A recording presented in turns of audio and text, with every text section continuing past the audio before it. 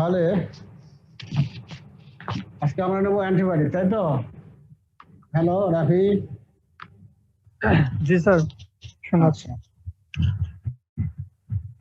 তাহলে প্রথম ফিগারে দেখো কিছু মাইক্রো অর্গানিজম আছে, আবার কিছু অ্যান্টিবায়োটিক আছে, হিসেবে ভাইরাস আছে, তাই না? আর তার মানে আমরা ক্লাসে যাই। এই অ্যান্টিবায়োটিক প্রথম আবিষ্কার কে করলো?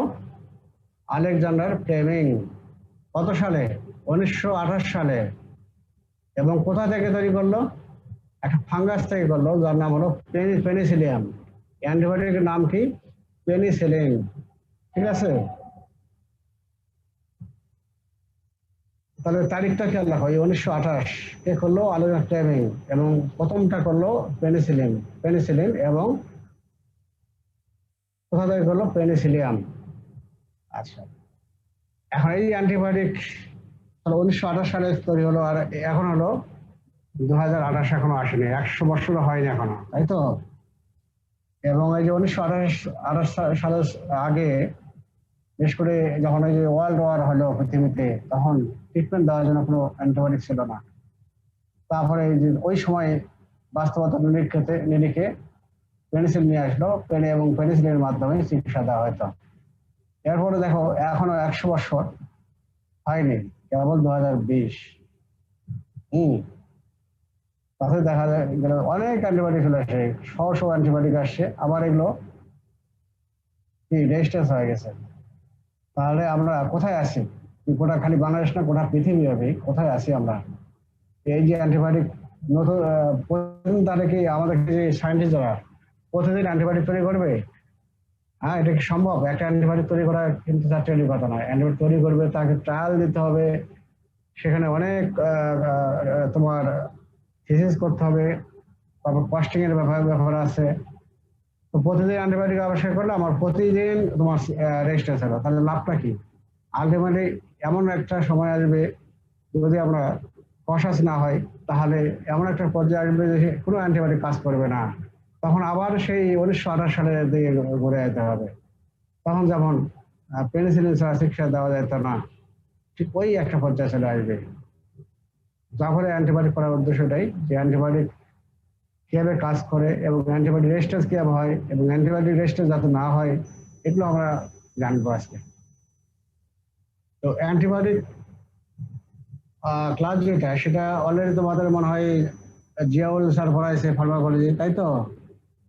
এখন আমি বেশি কিছু বলতে চাইবো না। জিয়াউল স্যার পরে আমি যদি বেশি কিছু বলতে যাই অ্যান্টিবায়োটিক, তাহলে তোমার জিয়াউল স্যার আবার মাইন্ড করে বসবে যে আমার যোগান স্যার আবার এই ক্লাস নিচ্ছে, মন খারাপ করবে, তাই তো? যার ফলে আমি বেশি ক্লাস নেবো না, জাস্ট খালি কিছু আমি জিনিস করবো। অ্যান্টিবায়োটিক কি ক্লাস হয়নি তোমাদের? পড়ানো হয়নি স্যার। পড়ানো হয়নি স্যার, ফার্মাকোলজিতে পড়ানো হয়নি স্যার। আচ্ছা, এগুলো করবে। অ্যান্টিবায়োটিককে আমরা অ্যান্টিবায়োটিক না, অ্যান্টিমাইক্রোবিয়াল এজেন্টস, একে আমরা দুই ভাগে ভাগ করবো। একটা হলো অ্যান্টিবায়োটিক, আরেকটা হলো কেমোথেরাপিউটিক এজেন্ট। আচ্ছা, দুটার মধ্যে তেমন বেশি কিছু পার্থক্য নাই, সামান্য কিছু। দেখো অ্যান্টিবায়োটিক ডেফিনিশন কি বলো? Antibiotics of chemical substance obtained from microorganism or synthesized chemically and used to kill or inhibit the growth of other microorganism. তাহলে এগুলো হলো কেমিক্যাল সাবস্টেন্স, তৈরি হলো কোথায়? একটা মাইক্রো অর্গানিজম, যেমন পেনিসিলিন থেকে। পেনিসিলিন তৈরি হলো কোথা থেকে? পেনিসিলিয়াম। তাহলে মাইক্রো অর্গানিজম থেকে তৈরি হলো, অথবা কেমিক্যালি সিনথেসাইজ করা যায়। এবং করে কি করব?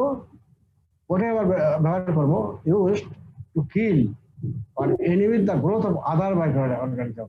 অন্য একটা মাইক্রো অর্গানিজমের বিরুদ্ধে কাজ করা, অ্যাকশনে যাবে সে হয় কিল করতে পারে, অনেক সময় কিল করতে পারে না, তাকে গ্রোথটাকে বাধা দেবে।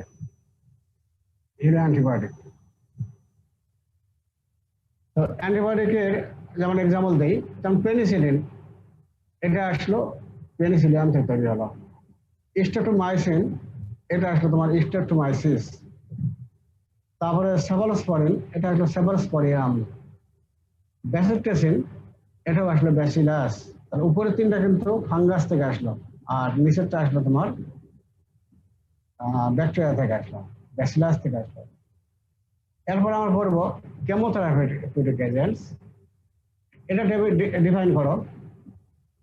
These are the antimicrobial agents which are synthesized chemically. আগেরটা বললাম কি synthesized from microorganism or chemically synthesized করা যায়। এটা শুধু বলছি synthesized chemically and are capable of inhibiting the growth or killing the microorganism। একই তাহলে একটা হচ্ছে শুধু কেমিক্যালি, আরেকটা হলো তোমার বোথ কেমিক্যাল এবং মাইক্রো অর্গানিজম। যেমন এক্সাম্পল সালফোনামাইড, সিপ্রোফ্লোক্সাসিন। এটার পার্থক্য তোমাদের স্যার আবার বেশি বলাবে, আমি অত বেশিতে যাব না। এখন এই যে অ্যান্টিবায়োটিক মাইক্রো এজেন্টস, ওর কিছু ক্যারেক্টার আছে যে গুড অ্যান্টিবায়োটিক।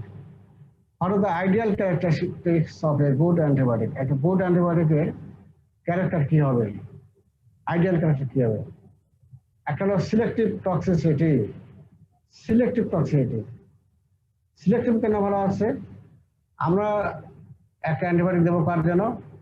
যে মাইক্রো অর্গানিজমটা ডিজিজ করলো তাকে মারার জন্য, তাই তো? তাহলে আমি এমন একটা অ্যান্টিবায়োটিক দেবো যে শুধু সে ওই মাইক্রো অর্গানিজম তাকে মারবে, কিন্তু যার শরীরে দিলাম, হোস্ট সেলকে দিলাম, হোস্ট সেলের যেন ক্ষতি না করে। এটাই হলো লক্ষ্য। এটাকে বলা হয় সিলেক্টিভ টক্সিসিটি। যেমন কি it might be selective in producing toxicity, might be selective in producing toxicity, and toxic for only microorganism, not toxic for human cells। ঠিক আছে, এটা আবারও আসতেছে। তারপরে ওর আরেকটা হলো যে ব্যাকটেরিসাইডাল। তোমরা আরো টার্ম পাবো, ব্যাকটেরিসাইডাল, ব্যাকটেরিস্ট্যাটিক্স, এগুলো আরেকটা ব্রড স্পেকট্রাম, ন্যারো স্পেকট্রাম, এগুলো টার্ম পাবো। এগুলো আমি শর্টলি কিছু বলবো। ব্যাকটেরিসাইডাল মানে হলো যে সমস্ত অ্যান্টিবায়োটিক ব্যাকটেরিয়াকে কিল করে, সাইড করে, এই জন্য ব্যাকটেরিসাইডাল বলা হয়। It should be bactericidal in action. আর এই bactericidal level should achieve quickly and long lasting. এই জন্য বলা হচ্ছে একটা অ্যান্টিবায়োটিক তোমার দিলা, সেটা ওরালি দাও বা তোমার ব্লাডের মাধ্যমে দাও, আইভি দাও, আলটিমেটলি যাবে কিন্তু প্লাজমাতে যাবে, তাই তো? ব্লাডে যাবে, ব্লাড থেকে প্লাজমাতে যাবে, তারপরে তোমার টিস্যুতে যাবে। এখন এই টিস্যুতে যাচ্ছে বা ব্লাডে যাচ্ছে, এইটা যেন তাড়াতাড়ি করে চলে যায় এবং ওখানে থাকে যেন লং টাইম যেন থাকে। এই জন্য বলা হচ্ছে bactericidal level should achieve quickly and long lasting. আচ্ছা, তারপরে organism should not become resistant to it. যে অ্যান্টিবায়োটিক দিলাম সেটা আবার সহজে যেন রেজিস্ট্যান্ট না হয়। আমি অ্যান্টিবায়োটিক দিলাম, রেজিস্ট্যান্স হয়ে গেল, তাহলে লাভটা কি? তাহলে সেটাকে আমরা আইডিয়াল অ্যান্টিবায়োটিক বলবো না। তারপরে it should be broad spectrum. Broad spectrum কাকে বলা হয়?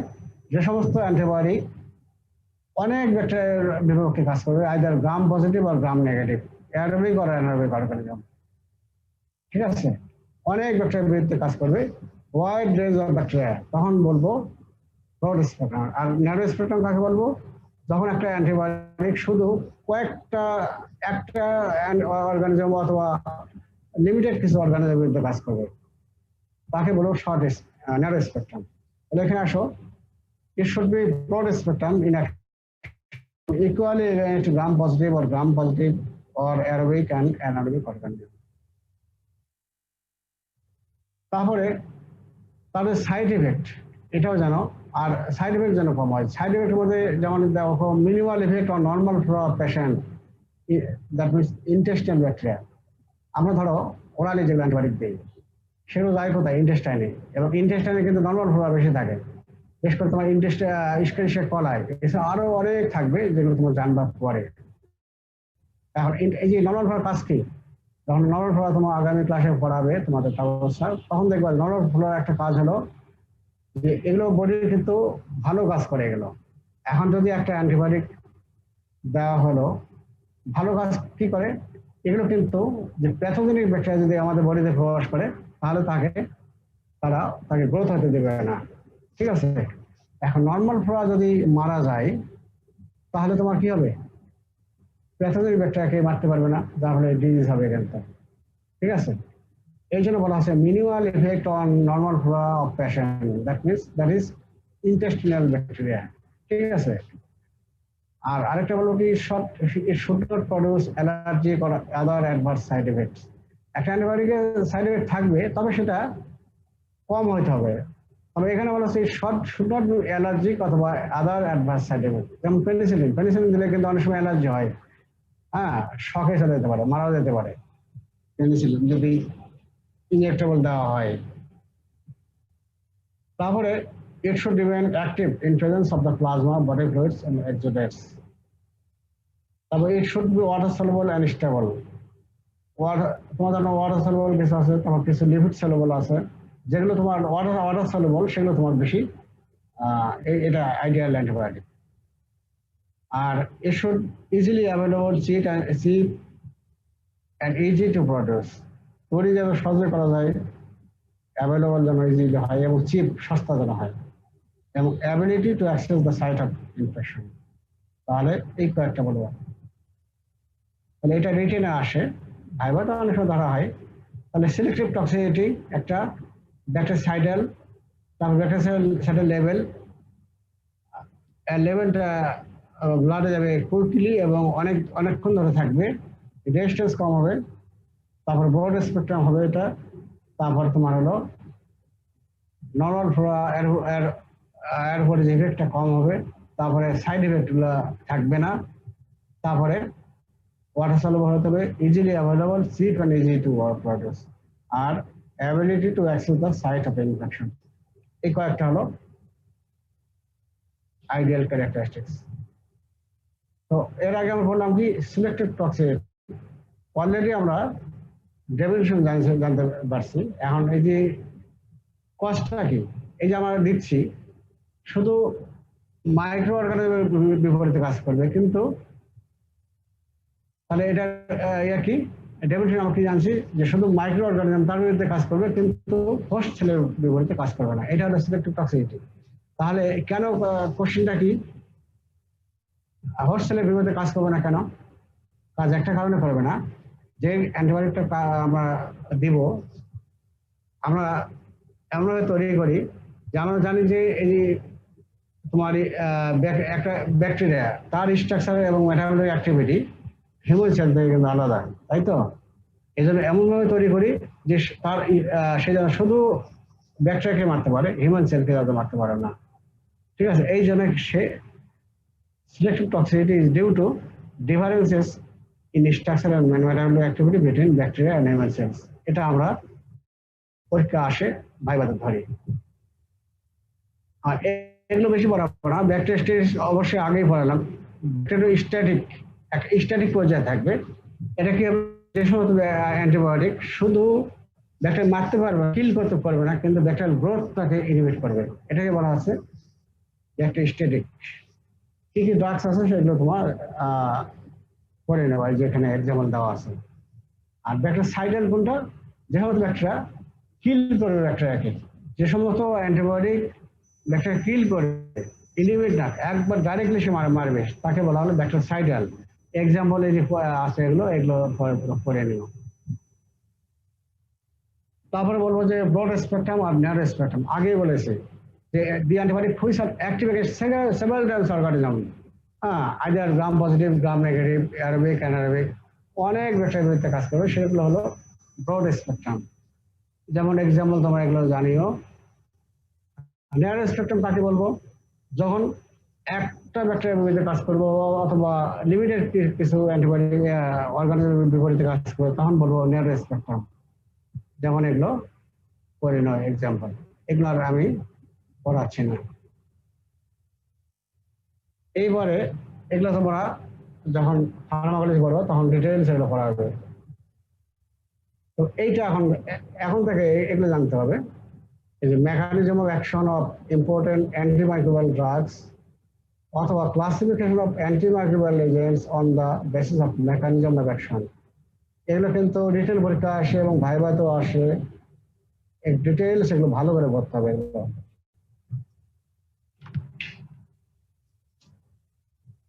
আমরা তাহলে কোশ্চেন দুইটা হলো কেন, ঠিক আছে? এগুলো ভালো করে পড়বা। এখন এখানে আমরা 4টা হেডলাইনে ভাগ করবো, ক্লাসিফিকেশন বা মোড অফ অ্যাকশন যেটা বল না কেন। একটা আমরা ব্যাকটেরিয়া স্ট্রাকচার জানি, সেই স্ট্রাকচার এখানে আসবে। দেখো নাম্বার এ হলো inhibition of sell wall synthesis, inhibit করবে। তারপর ইনহিবিশন অফ প্রোটিন সিনথেসিস 2 নম্বর। 3 নম্বর হলো inhibition of nucleic acid synthesis. 4 নম্বরে alteration of cell membrane function. 5 নম্বরে হলো কি আদার পাথওয়ে, আদার মেকানিজম অ্যাকশন। এই 5টা হেডিং সলভ করলাম। এখন inhibition of sell wall synthesis, এটাতে আসো।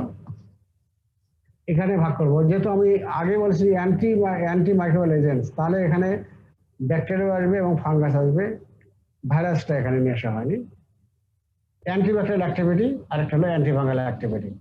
এখন অ্যান্টিব্যাকটেরিয়াল অ্যাক্টিভিটি এটাকে আবার 2টা হেডলাইনে ভাগ করছি। একটা হলো inhibition of cross linking, that means transpeptidation of peptidoglycan. আর একটা হলো inhibition of other steps in peptidoglycan synthesis. Already তোমরা পেপটাইডোগ্লাইকেন পড়েছো। পেপটাইডোগ্লাইকেন লেয়ার তোমার যে লেয়ারটা, এটা অলরেডি জানো তোমরা। এটা তোমার কি ওই যে গ্লাইকেন সুগার কি কি থাকে, অ্যানএসিটাইল মিরামিক অ্যাসিড এবং অ্যানএসিটাইল গ্লুকোজামাইন, তাই তো? থাকে না? হ্যালো, এবং এগুলো কি অল্টারনেটিভ ফ্যাশনে থাকে, তাই তো? তারপরে অ্যানএসিটাইল গ্লুকোজামাইন এর সঙ্গে বাইন্ড করে কি টেট্রাপেপটাইড, তাই না? টেট্রাপেপটাইড কি আছে? ডিএলানিন, এল অ্যালানিন, ডি লাইসিন, তারপরে ডি এল গ্লুটামিক অ্যাসিড, এই 4টা থাকে, তাই তো? বাইন্ড করে থাকবে। আবার এই যে টেট্রাপেপটাইড, এই দুটাকে আবার ব্রিজিং করে কি পেন্টাগ্লাইসিন, তাই না? যার ফলে এটা কি ইন্টারোভেন নেটওয়ার্ক একটা তৈরি হয়, তাই না? এবং ক্রস লিঙ্কিং করে, ক্রস লিঙ্কিং হওয়ার পরে একটা ইন্টারোভেন নেটওয়ার্ক তৈরি হয়। এখন এই ক্রস লিঙ্কিংটা যদি না হয়ে দেয়, যদি ক্রস লিঙ্কিং না হয়, তাহলে কি হবে? ওই ব্যাকটেরিয়া হবে পোরাস, সিদ্ধ হবে তখন। আর যখনই সিদ্ধ হবে তখন কি সেখান থেকে ব্যাকটেরিয়ার ভিতরে সেল ইজিলি প্রবেশ করে, ওয়াটার প্রবেশ করবে, ব্যাকটেরিয়া আলটিমেটলি কি হবে? সোলেন হবে এবং বাস্ট হয়ে যাবে, মারা যাবে।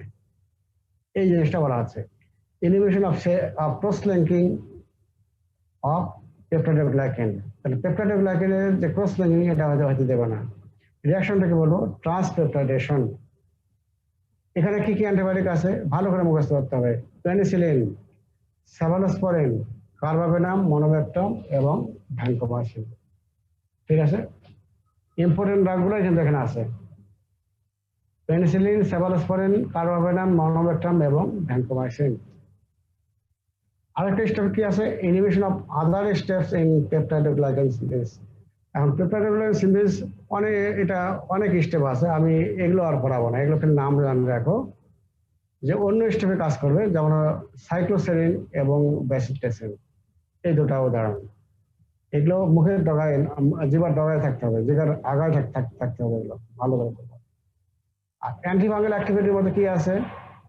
যেমন হলো তোমার হলো এটা ইনহিবিট করবে বিটা গ্লুকান সিনথেসিস। এর উদাহরণ হলো ক্যাসপোফানজিন, অ্যান্টিফাঙ্গাল ড্রাগস। এইটা হলো তোমার সেল ওয়াল সিনথেসিস। তারপরে inhibition of protein synthesis. Protein synthesis কে করে? রাইবোজোম, তাই তো? এবং রাইবোজোমের তোমার আমরা স্ট্রাকচার কি ছিল? 70S, তাই তো? 70S এবং সাব স্ট্রাকচার কি ছিল? সাব ইউনিট কি ছিল? 50S এবং 30S, তাই না? ছিল না? তো এই 50S এর উপরে কিছু অ্যান্টিবায়োটিক কাজ করবে, আবার কিছু অ্যান্টিবায়োটিক কাজ করবে 30S এর উপরে কাজ করবে। তাহলে 50S এর উপরে যেগুলো কাজ করবে, action on 50S ribosomal subunit, এর উপরে কাজ করবে কি? Chloramphenicol, macrolide antibiotic. Macrolide antibiotic বলতে অনেক অ্যান্টিবায়োটিক আসবে, এখানে আমি নাম বলতেছি না, এগুলো তোমার ফার্মাকোলজি যখন যাবা ম্যাক্রোলিড অ্যান্টিবায়োটিক কি কি আছে তখন তোমার জানবে। তারপরে ক্লিন্ডামাইসিন এবং লাইনেজালিড, এই কয়েকটা 50S রাইবোজোমাল সাবইউনিটে কাজ করবে। আর 30S এর উপরে কাজ করবে কি? Tetracycline and amino glycoside aminoglycoside একটা বিশাল ফ্যামিলি, এর মধ্যে অনেকগুলো ড্রাগস আছে যেগুলো তোমরা ফার্মাকোলজি জানবা। তারপরে হলো inhibition of nucleic acid synthesis. এই যে ডিএনএ আছে তার মধ্যে নিউক্লিক অ্যাসিড আছে, তাই তো? এটার উপর কাজ করবে কি? একটা ইনহিবিশন অফ নিউক্লিওটাইড সিনথেসিস, তারপর ইনহিবিশন অফ ডিএনএ সিনথেসিস, আর inhibition of messenger RNA synthesis, তাই তো? নিউক্লিওটাইড সিনথেসিস এর উপরে কে কাজ করবে? সালফোনামাইড এবং ট্রাইমেথোপ্রাইম। Sulphonamide and ট্রাইমেথোপ্রাইম। এবং তোমরা জানো এই কোয়াট্রাইমোক্সাজল তোমরা তো অলরেডি অনেক খেয়েছো, তাই তো? কোয়াট্রাইমোক্সাজল এর মধ্যে কি থাকে? সালফোনামাইড থাকে এবং ট্রাইমেথোপ্রাইম দুটাই থাকে কিন্তু, ঠিক আছে? তাহলে উদাহরণ খেয়াল রাখার সুবিধা এটা জানবো, সালফোনামাইড এবং ট্রাইমেথোপ্রাইম। কোয়াট্রাইমোক্সাজল বলা যাবে না, সালফোনামাইড এবং ট্রাইমেথোপ্রাইম। ডিএনএ সিনথেসিস ইনহিবিট করে quinolone derivatives of drugs. Quinolone যেমন হলো সিপ্রোফ্লক্সাসিন, লিভোফ্লক্সাসিন, আরো অনেক আছে। কুইনোলোন এটা একটা ফ্যামিলি এবং এটার মধ্যে অনেক ড্রাগ তুমি প্রথমে পেয়ে যাবে, এটা এখন আমি পড়াবো না। আচ্ছা, আরেকটা হলো inhibition of messenger RNA synthesis. এর একটা হলো রিফাম্পিসিন, ঠিক আছে? তাহলে একটা নিউক্লিওটাইড সিনথেসিসকে ইনহিবিট করবে সালফোনামাইড, ট্রাইমেথোপ্রাইম। ডিএনএ সিনথেসিস একে ইনহিবিট করে কুইনোলোন এবং সিপ্রোফ্লক্সাসিন, আর মেসেঞ্জার আরএনএ সিনথেসিস করবে রিফাম্পিসিন। এগুলো কিন্তু মুখস্থ ব্যাপার। তারপর alteration of cell membrane function. এই সেল মেমব্রেন তার ফাংশনটাকে তারা ডিসরাপ্ট করে দেবে। যেমন অ্যান্টিব্যাকটেরিয়াল অ্যাক্টিভিটি কিছু আছে, পলিমেথ্রিন, ডেপ্টোমাইসিন। অ্যান্টিফাঙ্গাল অ্যাক্টিভিটির মধ্যে মোস্ট অফ দ্য ড্রাগস আছে, যেমন অ্যাম্ফোটেরিসিন বি, নাইস্টেটিন বা নিস্টেটিন যাই বড়, টার্বিনাফিন, অ্যাজলস যেমন হলো ইট্রাকোনাজল। এই কয়েকটা হলো অ্যান্টিফাঙ্গাল অ্যাক্টিভিটি। এরপরে আসো আদার মেকানিজম অ্যাকশন। আদার মেকানিজমের মধ্যে দেখো কিছু অ্যান্টিব্যাকটেরিয়াল অ্যাক্টিভিটি আছে, আবার কিছু আছে অ্যান্টিফাঙ্গাল অ্যাক্টিভিটি।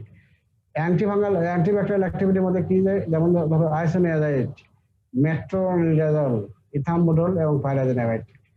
তোমরা যখন টিবি পড়বা, টিবি ড্রাগস এই কয়েকটা ড্রাগস পাবা, আইসোনিয়াজাইড, ইথাম্বুডল এবং পাইরাজিনামাইড। মানে হলো অ্যান্টি টিবি ড্রাগ গুলো আমাদের যেই মেকানিজমে কাজ করবে, ঠিক আছে? আইসোনিয়াজাইড, ইথাম্বুডল এবং পাইরাজিনামাইড এগুলো কিভাবে কাজ করে যখন আমরা অ্যান্টি টিবি ড্রাগস করবো তখন তোমরা এগুলো জানবা, এখন জানার প্রয়োজন নেই। অ্যান্টিফাঙ্গাল অ্যাক্টিভিটির মধ্যে কি আছে? গ্লাইসোফালভিন এবং পেন্টামাইডিন। তাহলে এখানে মুখস্থের ব্যাপার, বোঝানোর বেশি কিছু নাই। তাহলে এই স্লাইডটা বুঝে থাকো যে কোনোটা অ্যাকশন করতেছে সেল ওয়ালের উপরে, তারপরে কোনোটা কাজ করতেছে তোমার প্রোটিন সিনথেসিস, কোনোটা উপর কাজ করতেছে নিউক্লিক অ্যাসিড সিনথেসিস, কোনোটা কাজ করতেছে সেল মেমব্রেনের উপরে কাজ করতেছে। আবার তাহলে এটা যদি জানতে পারো, ভালো করে জানবা, তাহলে অন্য ক্লাসগুলো নিতে সুবিধা হবে। এখানে দেখো ফিগারের মাধ্যমে আসে, দেখো এই যে মাঝখানে এটা একটা তোমার হলো এখন না, মাঝখানের এটা দেখো, মাঝখানে এটা হলো তোমার হলো এই ছেলে আসো, এই ছেলে আসো, এটা একটা হলো ব্যাকটেরিয়া, উপরে সেল ওয়াল, তারপর তোমার এখানে কি বলবা? আমি এখন ক্লাস নিচ্ছি।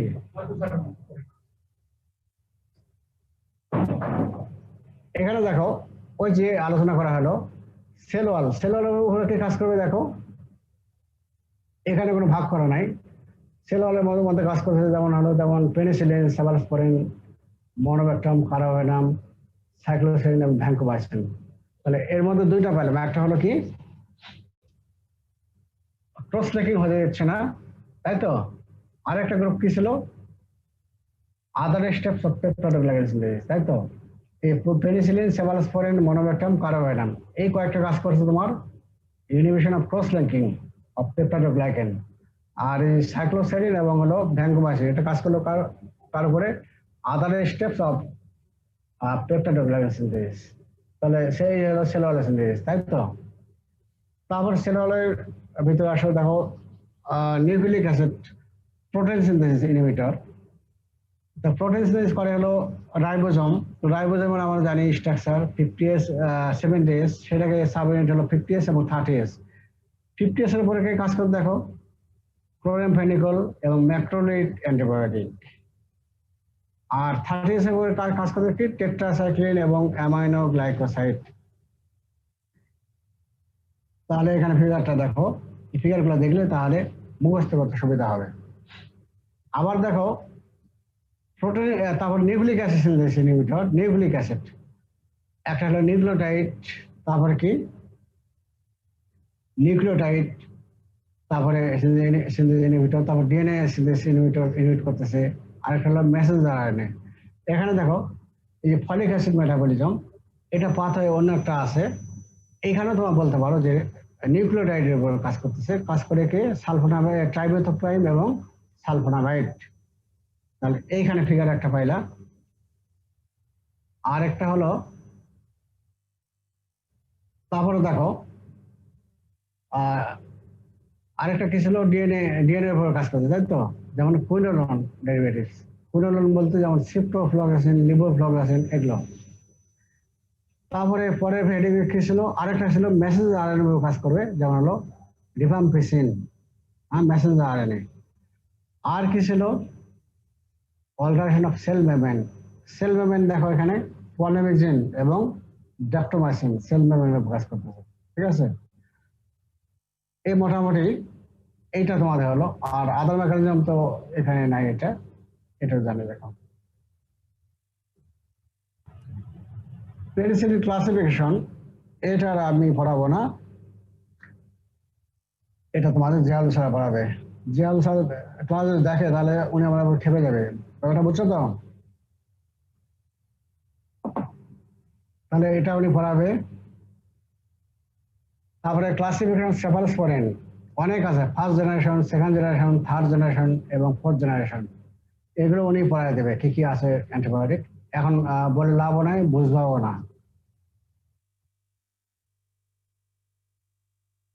এখন পেনিসিলিন কিভাবে কাজ করে এটা রিটেন পরীক্ষা আসে, আমরা ভাইভাতে ধরি না, কিন্তু পেনিসিলিন আসে ভাইভা রিটেনে। আমি অলরেডি বলেছি এটা, যে তোমার পেনিসিলিন সেফালোস্পোরিন কিভাবে কাজ করে। তোমার যে ক্রস লিঙ্কিং পেপটাইডোগ্লাইকেনের যে ক্রস লিঙ্কিং, এটা হয়তো দেবে না। কিভাবে দেবে না সেটাই এখানে বলা আছে, যে ওর জন্য ক্রস লিঙ্কিং হতে গেলে একটা এনজাইম লাগে, তার নাম হলো ট্রান্সপেপটাইডেজ এনজাইম। এটাকে তারা ইনহিবিট করবে। আর এই এনজাইমকে যদি ইনহিবিট করে তাহলে এই final cross linking step of peptidoglycan এটা আর হবে না। যা ফলে কি হবে? ক্রস লিঙ্কিং যদি না হয় তাহলে কি সেল বিকামটা পোরাস, সিদ্ধ হয়ে যাবে।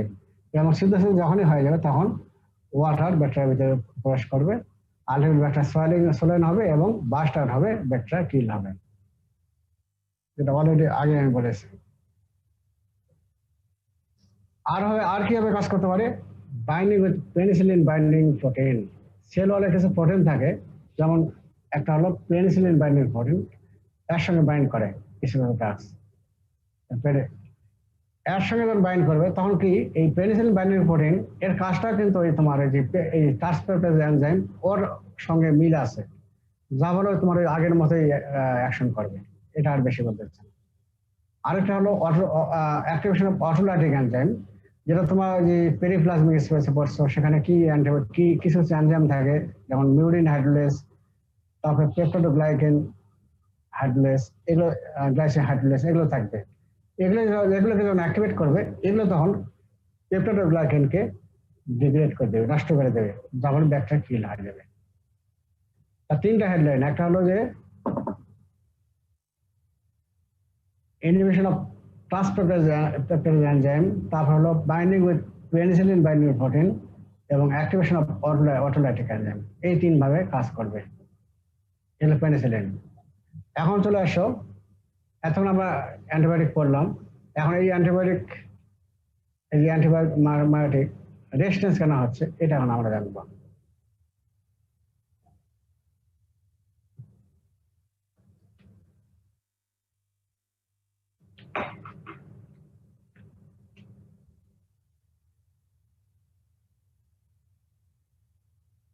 আচ্ছা, রেজিস্ট্যান্স কেন হচ্ছে দেখো। রেজিস্ট্যান্স কাকে বলবো? আমরা একটা ড্রাগস, একটা অ্যান্টিবায়োটিক বা অ্যান্টিমাইক্রোবায়াল এজেন্টস দিব একটা ব্যাকটেরিয়া মাইক্রো অর্গানিজম মারার জন্য, তাই তো? তেমনই মাইক্রো অর্গানিজম চেষ্টা করবে সে নিজেকে রক্ষার জন্য। এই নিজেকে রক্ষা সে কিভাবে করতেছে, এটাই হলো drug resistance. The ability of the microorganism to resist the inhibitory or lethal effect of drugs on them is called drug resistance. ঠিক আছে, এই হলো ডেফিনিশন। এখন এই যে মেকানিজম কি, এখন আমি যে ওই যে ক্লাসিফিকেশন পড়ালাম যে অ্যান্টিমাইক্রোবায়াল এজেন্টস, ওটা যদি বুঝতে পারো তাহলে এইটাও তোমরা বুঝতে পারবা। এটাও বোঝা তাহলে ব্যাপার না।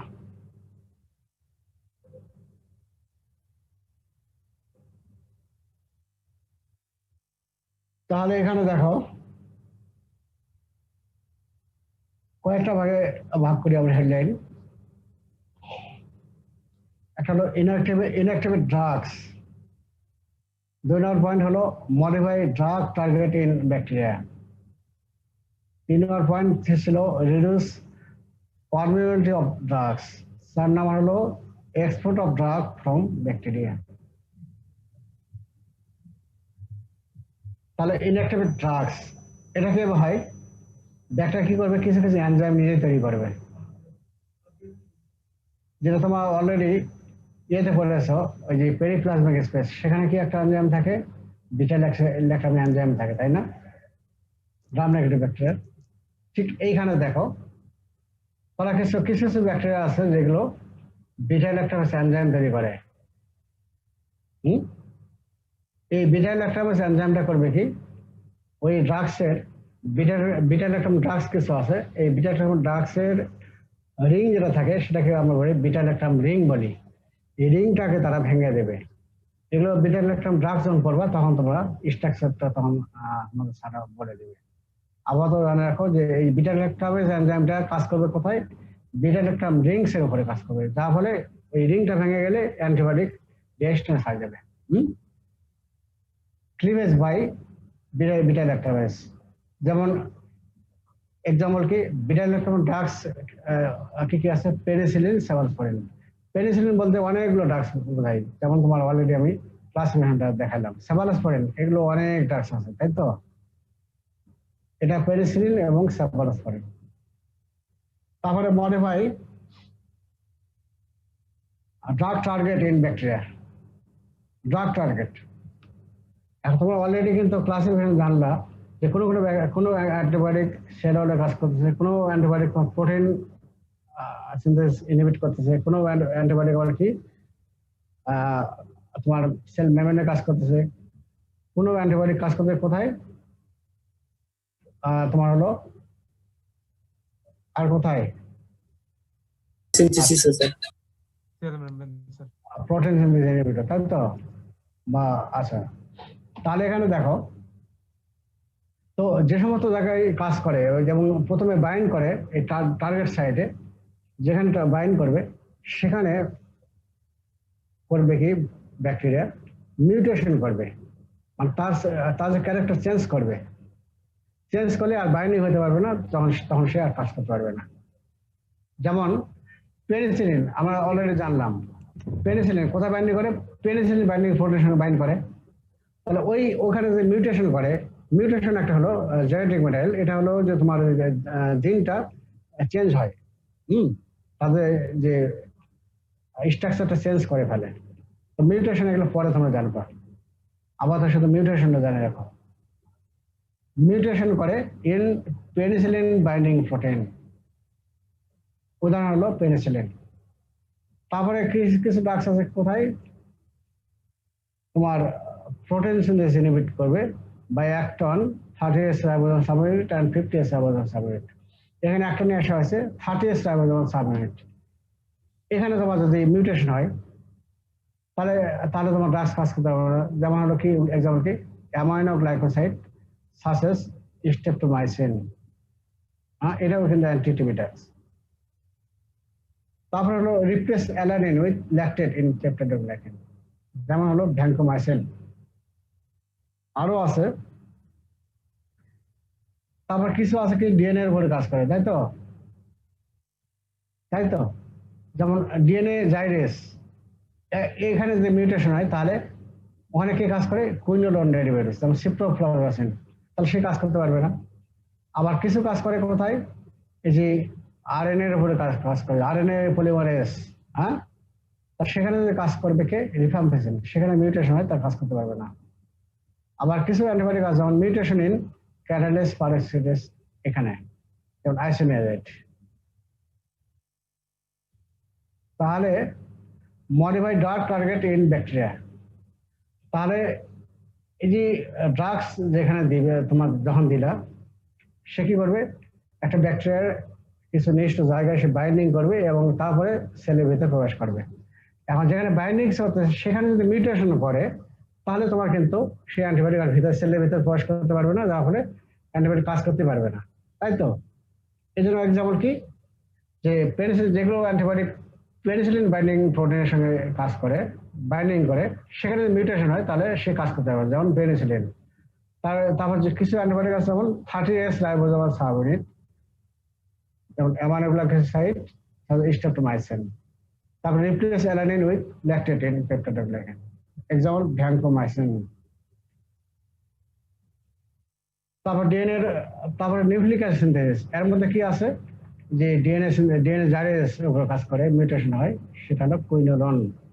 তারপরে আরএনএ পলিমারেজের উপরে কাজ করে দেওয়া, সেখানে মিউটেশন হলে হবে রিফাম্পিসিন।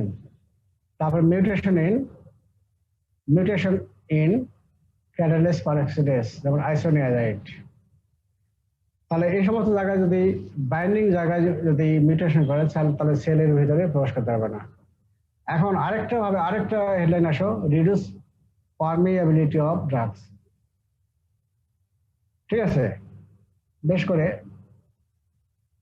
তো এখানে যদি তোমার যদি পারমিয়াবিলিটি কমে যায় তাহলে সেলের ভিতরে প্রবেশ করতে পারবে না, সেলের ভিতরে প্রবেশ করতে পারবে না। যেমন হলো মিউটেশন প্রোটিন, যেমন কি পরেন চ্যানেল কোথায় থাকে? পরেন চ্যানেল বা পরেন প্রোটিন পেরিপ্লাজমিক স্পেস ওখানে থাকে, পেরিপ্লাজমিক স্পেস। সেখানে যদি মনে করো মিউটেশন হয় তাহলে ড্রাগসটা সেলের ভিতরে প্রবেশ খুব কম করবে, যেমন পেনিসিলিন, অ্যামাইনো গ্লাইকোসাইডস এবং আদার্স। আবার কিছু কিছু ড্রাগস তোমার ভিতরে প্রবেশ করলো, কিন্তু প্রবেশ করা মাত্রই সে পাম্প করে বের করে দেবে, যেমন export of drugs from bacteria, যেমন মাল্টি ড্রাগ রেজিস্ট্যান্ট পাম্প, এর মাধ্যমে তা বের করবে যে কোন ড্রাগস, যেমন টেট্রাসাইক্লিন, সালফোনামাইড এবং কুইনোলোন। তাহলে আমরা 4 ভাগে হেডলাইন ভাগ করলাম। একটা ব্যাকটেরিয়া সেলের ভিতরে প্রবেশ করার আগেই ব্যাকটেরিয়া করবে কি? কিছু এনজাইম তৈরি করবে, যেমন বিটা ল্যাকটেম এনজাইম তৈরি করবে। সেটা করবে কি?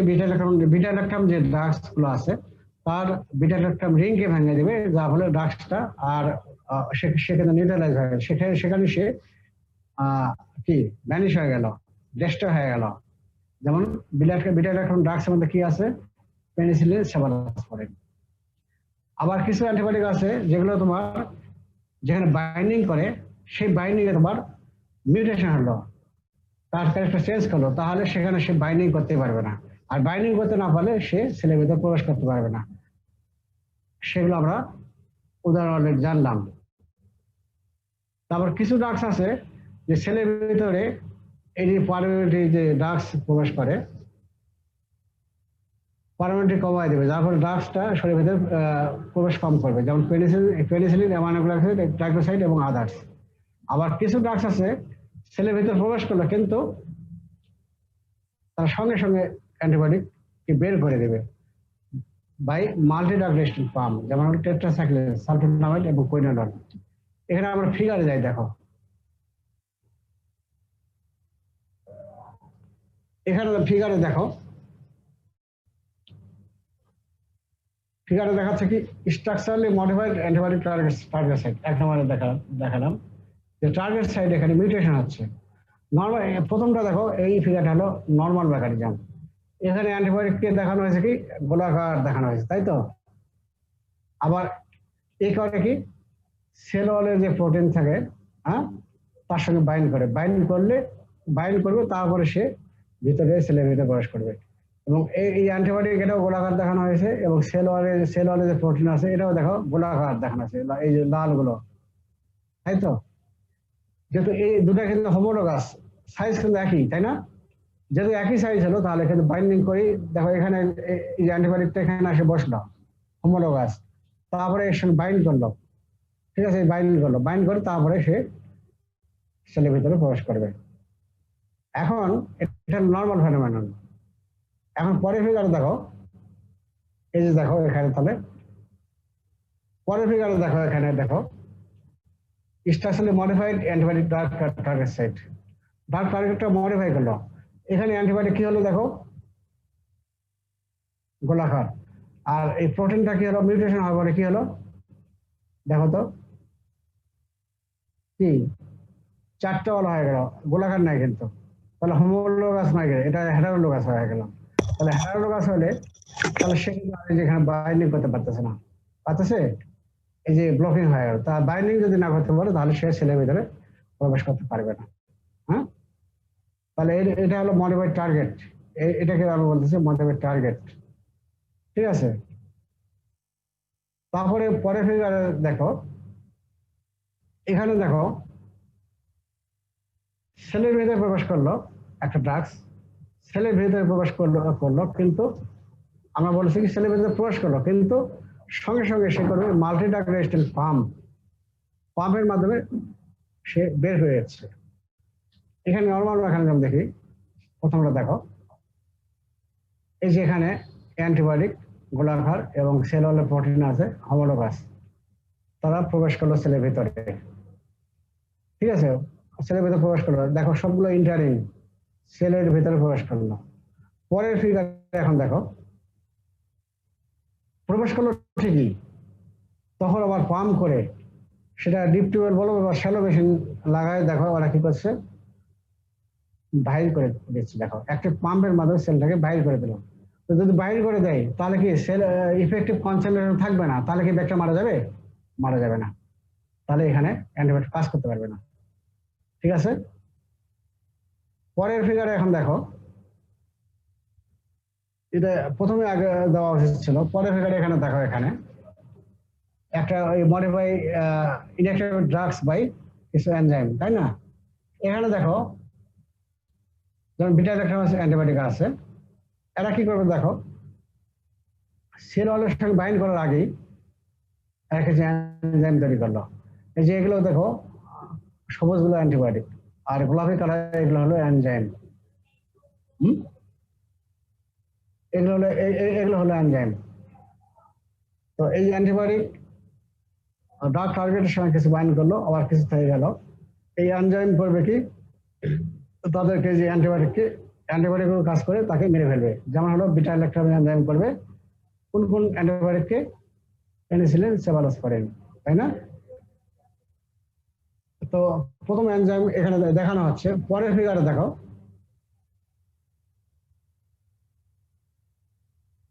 পরে এখানে দেখো আগের ইয়াতে দেখলাম বাইন্ডিং করেনি, এনজাইম সিক্রেশন হলো। পরের ফিগারে দেখো এনজাইমটা কি করলো অ্যান্টিবায়োটিক বাইন্ড করলো, তাই তো, বাইন্ডিং করলো।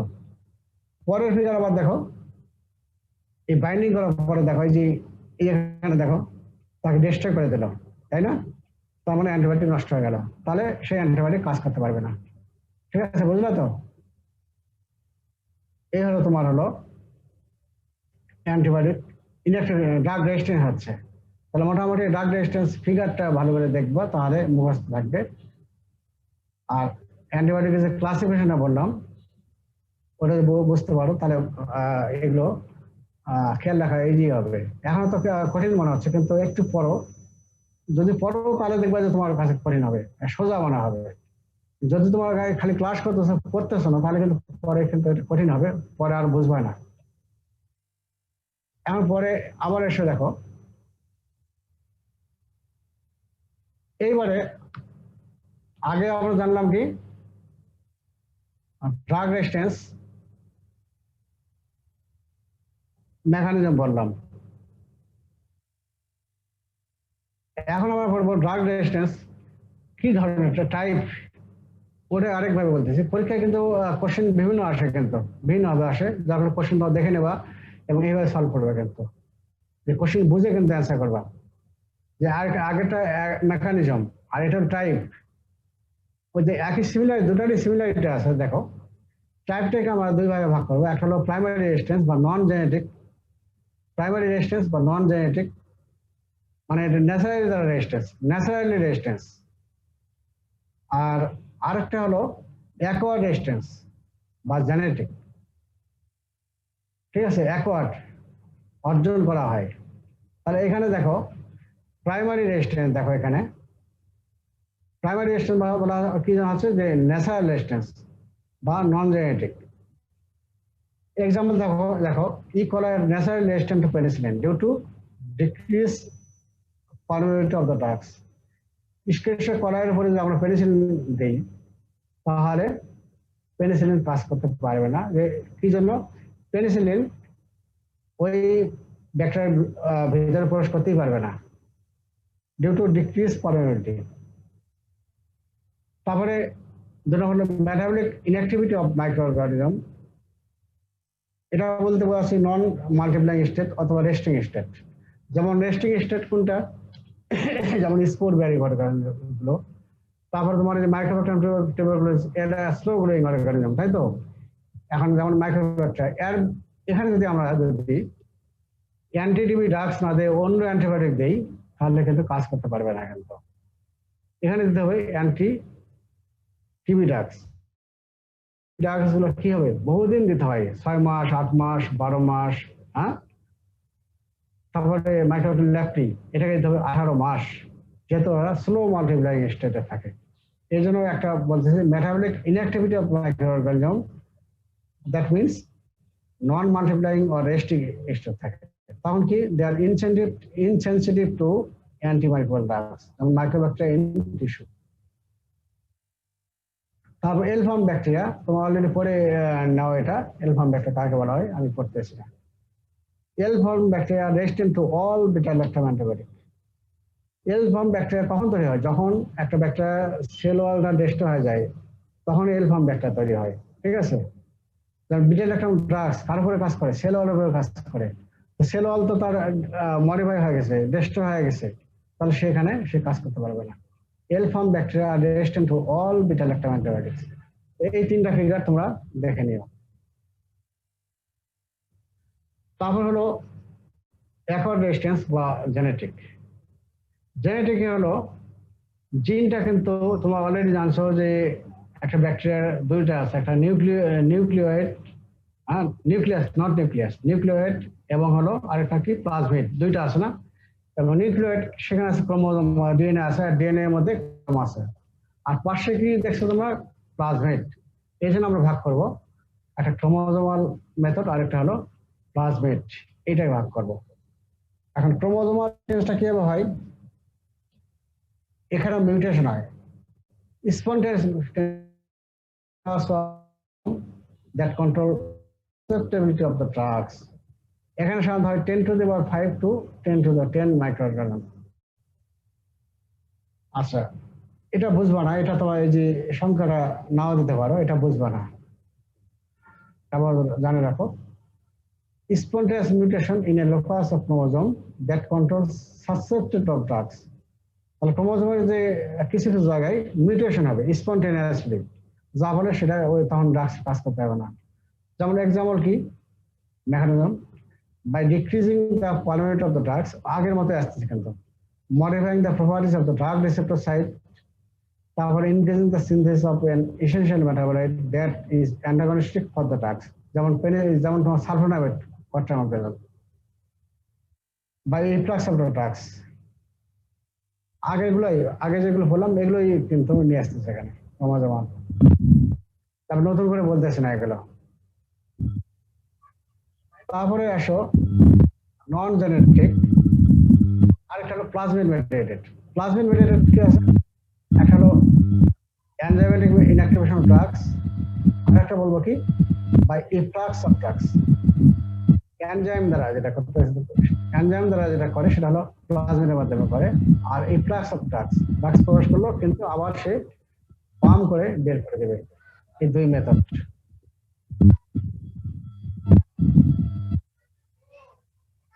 এখানে এটা আর বলতেছে না, এটা অলরেডি বলা হয়ে গেছে, এটা বলতেছে না।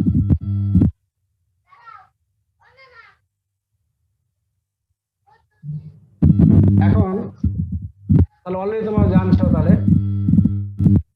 তাহলে ওই জিনিসটা আরো ভালো করে একটু দেখে নাও। তাহলে আমরা অ্যান্টিবায়োটিক রেজিস্ট্যান্সে যে ড্রাগ রেজিস্ট্যান্স যে হচ্ছে টাইপ দুইটা, একটা প্রাইমারি রেজিস্ট্যান্স বা ন্যাচারাল রেজিস্ট্যান্স বা নন জেনেটিক, আরেকটা বলতেছে কি অ্যাকোয়ার্ড রেজিস্ট্যান্স অথবা জেনেটিক। এখন প্রাইমারি রেজিস্ট্যান্সের এক্সাম্পল হলো ইকোলাই এর উপরে, E coli naturally resistant of penicillin due to decrease format of the drugs. আরেকটা কি হলো মেটাবলিক ইনঅ্যাক্টিভিটি অফ মাইক্রোঅর্গানিজম। যেমন এটা বোঝাচ্ছে যে নন মাল্টিপ্লাইং স্টেট বা স্লো মাল্টিপ্লাইং স্টেট অথবা রেস্টিং স্টেট বোঝাচ্ছে। যেমন মাইক্রোব্যাকটেরিয়া সহজে কাজ করতে পারে না অ্যান্টিবায়োটিক, এল ফর্ম ব্যাকটেরিয়ার উপরে কাজ করতে পারে না, যেমন হলো বিটা ল্যাকটোন অ্যান্টিবায়োটিক। এইগুলো হলো তোমার প্রাইমারি রেজিস্ট্যান্স। আরো অনেক অ্যান্টিবায়োটিক এক্সাম্পল আছে, এটা জানে রাখো। তারপর হলো জেনেটিক, যেটা হলো দুইটা ভাগ, একটা ক্রোমোজোমাল আর একটা হলো প্লাজমিড মেডিয়েটেড। ক্রোমোজোমাল মেডিয়েটেড এখানে মিউটেশন হবে, স্পন্টেনিয়াস মিউটেশন হবে in a locus of chromosome that control the susceptible parts.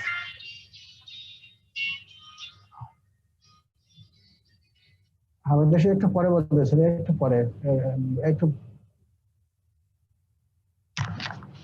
যেমন হলো মেকানিজম কি আছে by decreasing the permittivity of the drugs. আগের মতোই আগে যেগুলো পড়ানো হয়েছে, যেমন অ্যান্টিবায়োটিক যে ক্লাসিফিকেশন যখন পড়ানো হলো সেখানে মডিফাইং দ্য, এখানে বলতেছে না এটা। আর প্লাজমিডের মধ্যে এনজাইমেটিক ইনঅ্যাক্টিভেশন ড্রাগস এবং বাই ইফ্লাক্স অফ ড্রাগস, এটা তাহলে জানে রাখো। এরপরে আমরা পড়বো